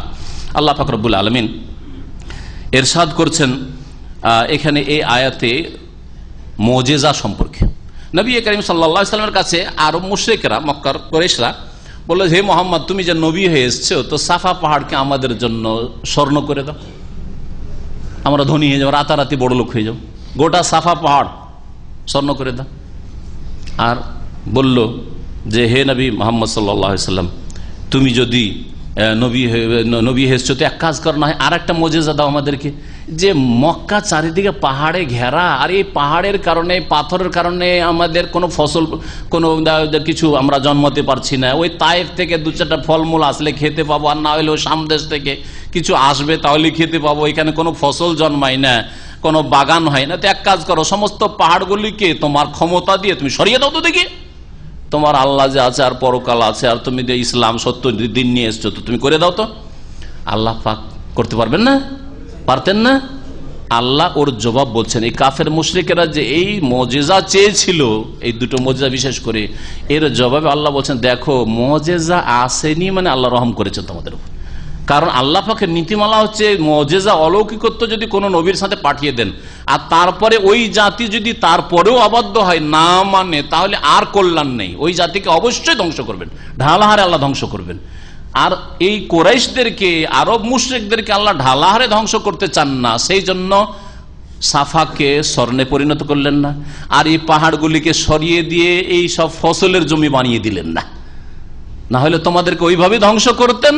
তোমাদের কুফরির কারণে মুজিজা আসার পরে যদি কুফরি করতে, যেমন ভাবে সামুদ সম্প্রদায় আল্লাহ ধ্বংস। সামুদ সম্প্রদায় কি করেছিল? বলে, হে সালেহ, তুমি যদি নবী হয়েছো তো পাথরের পাহাড়ের মধ্য থেকে একটা উট এনে দাও তো। আর এমন উট নিয়ে এনে দাও যে উট নিয়ে একেবারে 10 মাসের পেটে বাচ্চা ওয়ালি হইতে পারে, আর তারপরে তাড়াতাড়ি করে বাচ্চা ভূমিষ্ঠ হবে, তারপর আমরা দুধ খেতে পাবো। এইরকম একটা উট নিয়ে দাও তো। আল্লাহ দিয়ে দিলেন। তারপরে তাদেরকে বললেন যে ওয়ালা তামাসসু হাবিসসু, দেখো উটকে কিন্তু মারবে না, উটকে কিন্তু আহত করবে না। তারা কি করলো? ফাকারুহা, উটকে জবাই করে দিল। আল্লাহ বলছেন ফাদামদাম আলিম রব্বহুম বিযামবিহিম ফাসাওয়া, আল্লাহ পাক তাদেরকে সমূলে বিনাশ করে ধ্বংস করে দিলেন। বিকট শব্দের আযাব দিয়ে আল্লাহ পাক তাদেরকে ধ্বংস করে দিলেন। আল্লাহ পাক ও কথা বলছেন যে হে আরব মুশরিকরা, কুরাইশরা, তোমাদের জন্য এই রকম মুজিজা আল্লাহ দেননি, এতেই রহস্য হিকমত রয়েছে, এতে তোমাদের কল্যাণ রয়েছে। ওমা মানাআনা নুরসিলা বিল আয়াতি ইল্লা আন কাযযাবা বিহাল আউয়ালুন, আমাকে বাধা দেয়নি কোন নিদর্শন পাঠাতে, আন নুরসিলা বিল আয়াত, নিদর্শন সমূহ পাঠাতে, মানে মুজিজা দেখাতে, ইল্লা আন কাযযাবা বিহাল আউয়ালুন, এটাই বাধা দিয়েছে যে পূর্ববর্তী লোকেরা তা মিথ্যা মনে করেছে। আর মুজিজা আসার পরেও মানেনি, মুজিজাও মানেনি, আর মুজিজা যে নবীর কাছে এসে তাকেও মানেনি। আর ওই রকম উদাহরণস্বরূপ শুনো, আতাইনা সামুদান নাকা, সামুদ সম্প্রদায়কে আমি উষ্ট্রি দিয়েছিলাম, মুবসিরাতান, চাক্ষুষ, চোখের সামনে দেখতে পাচ্ছে যে পাহাড়ের ভেতর থেকে একটা উষ্ট্রি আওয়াজ করতে করতে বেরিয়ে চলে আসলো। ফাজালামু বিহা, কিন্তু সেই উষ্ট্রির উপর তারা জুলুম করেছিল, বাড়াবাড়ি করেছিল। ওমা নুরসিলু বিল আয়াতি ইল্লা তাখফীফা, আর আমি যে নিদর্শন সমূহ পাঠাই, মুজিজা পাঠাই, সেটা ভীতি প্রদর্শনের উদ্দেশ্যে। আল্লাহ পাক বলছেন ওয়াইদ কুলনা লাকা ইন্না রাব্বাকা আহাতা বিন নাস, স্মরণ করো হে নবী, তোমাকে যখন বলেছিলাম যে তোমার প্রতিপালক মানব জাতিকে ঘিরে রয়েছেন। আল্লাহ পাকের পরিবেষ্টনেই মানুষ রয়েছে, মানুষ আল্লাহর ক্ষমতার বাইরে যেতে পারে না। তারপর আল্লাহ পাক কত ধৈর্যশীল, আল্লাহ পাক অপরাধীকে শাস্তি দেন না তড়িৎ। ওমা জাআলনা রুয়াল্লাতী আরাইনাকা ইল্লা ফিতনাতাল লিন-নাস ওয়াশ শাজারাতাল মালউনাতা ফিল কুরআন ওয়া নুখাউফিফুহুম ফামা ইয়াজিদুহুম ইল্লা তুগয়ানান কাবীরা। আল্লাহ পাক রব্বুল আলামিন এখানে বলছেন যে নবী করিম সাল্লাল্লাহু আলাইহি সাল্লামকে যে দৃশ্য দেখিয়েছিলেন, গায়বের দৃশ্য মেরাজে, এটা মানুষের জন্য পরীক্ষা ছিল। আর অভিশপ্ত গাছের কথা যে রাসূলুল্লাহ সাল্লাল্লাহু আলাইহি ওয়াসাল্লাম বললেন যে আমি জাহান্নাম দেখলাম, আর জাহান্নামে একটা কণ্টকযুক্ত জাক্কুম গাছ আছে, আগুনের মধ্যে সেই গাছ, আর লতা পাতা, ডাল, শাখা প্রশাখা, পাতাওয়াল বিশিষ্ট গাছ, এই কথা বলাই কাফের মুশরিকরা তো ফিতনায় পড়লো অধিক, তাদের গুমরাহি বাড়লো, অনেক দুর্বল ইমানের নতুন নতুন অনেক মুসলিম হয়েছিল, কিন্তু এখন ইমান দুর্বল, তারা অনেকে মুরতাদ হয়েছিল, তাদের জন্য পরীক্ষার বিষয়। আল্লাহ বলছেন যে মুজিজা নবীকে যে দিয়েছিলাম এতে পরীক্ষা। আর মুজিজাতে যে অনেক কিছু নবীকে দেখানো হইল, বাইতুল মুকাদ্দাস গেলেন, আবার 7 আসমানের উপরে গেলেন, অনেক কিছু দেখেন, এগুলি কথা যখন বয়ান করলেন অনেকের জন্য ফিতনার কারণ হয়ে গেল, তারা ইমান বিমুখ, ইসলাম বিমুখ হয়েছিল। আর যখন সেই অভিশপ্ত গাছের কথা, জাক্কুম গাছের কথা বলা হলো, এ কেমন আজব কথা বলে রে, আগুনের মধ্যে আবার গাছ বাঁচতে পারে, গাছ জ্বলে যাবে। আবার বলছে যে পাতা আছে, ডাল আছে, এইরকম গাছ আবার জাহান্নামের মধ্যে আছে, এই কোন কথা, পাগলের কথা না? এইভাবে তারা রাসূলুল্লাহ সাল্লাল্লাহু আলাইহি ওয়াসাল্লামকে অস্বীকার করেছিল। আল্লাহ পাক বলছেন যে হে নবী শোনো, ওমা জাআলনা রুয়াল্লাতী আরাইনাক, সেই দৃশ্য যা তোমাকে আমি দেখিয়েছিলাম সেটাকে কি করেছিলাম? ইল্লা ফিতনাতাল লিন-নাস, আমি সেটাকে মানুষের পরীক্ষা ছাড়া আর কিছু করি না, মানুষকে এর মাধ্যমে পরীক্ষা করেছিলাম। ওয়াশ শাজারাতাল মালউনাতা ফিল কুরআন, আর অভিশপ্ত গাছ যে কোরআনে কারীমে উল্লেখ করা হয়েছে, কোরআনে কারীমে অন্য সূরাতে, সূরা সাফফাতে রয়েছে ইন্না শাজারাতাজ জাক্কুম, এই জাক্কুম গাছের কথা। আর এই জাক্কুম জাহান্নামের মধ্যে রয়েছে। আর সেই গাছ কান্নাহা রউসুশ শায়াতিন, আর সেই গাছের ওপর ভাগটা হচ্ছে শয়তানের মাথার মতো, রউসুশ শায়াতিন, শয়তানের মাথার মতো। এগুলি কথা কেমন বোধগম্য, আরে কেমন কথা বলে, এতে অনেকে গুমরাহ হয়েছে। কুফরিতে লিপ্ত হয়েছে। এই সম্পর্কে আল্লাহ বলছেন এগুলিকে আমি পরীক্ষার কারণ তাদের জন্য করেছিলাম। আর আল্লাহ পাক এইরকম গায়েব অদৃশ্যের কথা বলে, যা মানুষ বুঝতেও পারে না আর মানুষ চোখে দেখতেও সক্ষম নয়, বলে পরীক্ষা করেন যে বিশ্বাস করছে না করছে না। আমি আল্লাহ বলছি আমি এগুলি করতে পারি আর করেছি, রেখেছি। জাহান্নামের আগুনের ভিতরে গাছ আছে, একেবারে পাতা বিশিষ্ট গাছ, তাজা গাছ, শুকনো গাছ নয়। আমার কথা বিশ্বাস না করে কুফরিতে লিপ্ত হয়েছে, মুরতাদ হয়েছে। আল্লাহ বলছেন আর মানুষকে আমি ভয় দেখিয়ে থাকি, ফামা ইয়াজিদুহুম ইল্লা তুগয়ানান কাবীরা, কিন্তু আমার ভীতি প্রদর্শন তাদের চরম বাড়াবাড়িকে বৃদ্ধি করল। এখানে আজকে শেষ করছি। আর আল্লাহ পাক রব্বুল আলামিন যেন আমাদের ভুল ভ্রান্তি মাফ করে দেন। আমাদের কথায় কাজে কোরআন কারীমের যে আলোচনা করলাম তাতে যদি ভুল আল্লাহ মাফ করে দেন। যেসব ভাইরা এখানে হাজির এসে তাদের আল্লাহ পাক মাফ করে দেন। যেসব ভাই বোনেরা অনলাইনে আমাদের আলোচনা শুনছে আল্লাহ পাক তাদেরকে যেন মাফ করে দেন। আমাদের সকলকে আল্লাহ পাক জান্নাতুল ফিরদৌস দান করেন। সুবহানা রাব্বিকা রাব্বিল ইজ্জাতি আম্মা ইয়াসিফুন ওয়া সালামু আলাল মুরসালিন আলহামদুলিল্লাহি রাব্বিল আলামিন।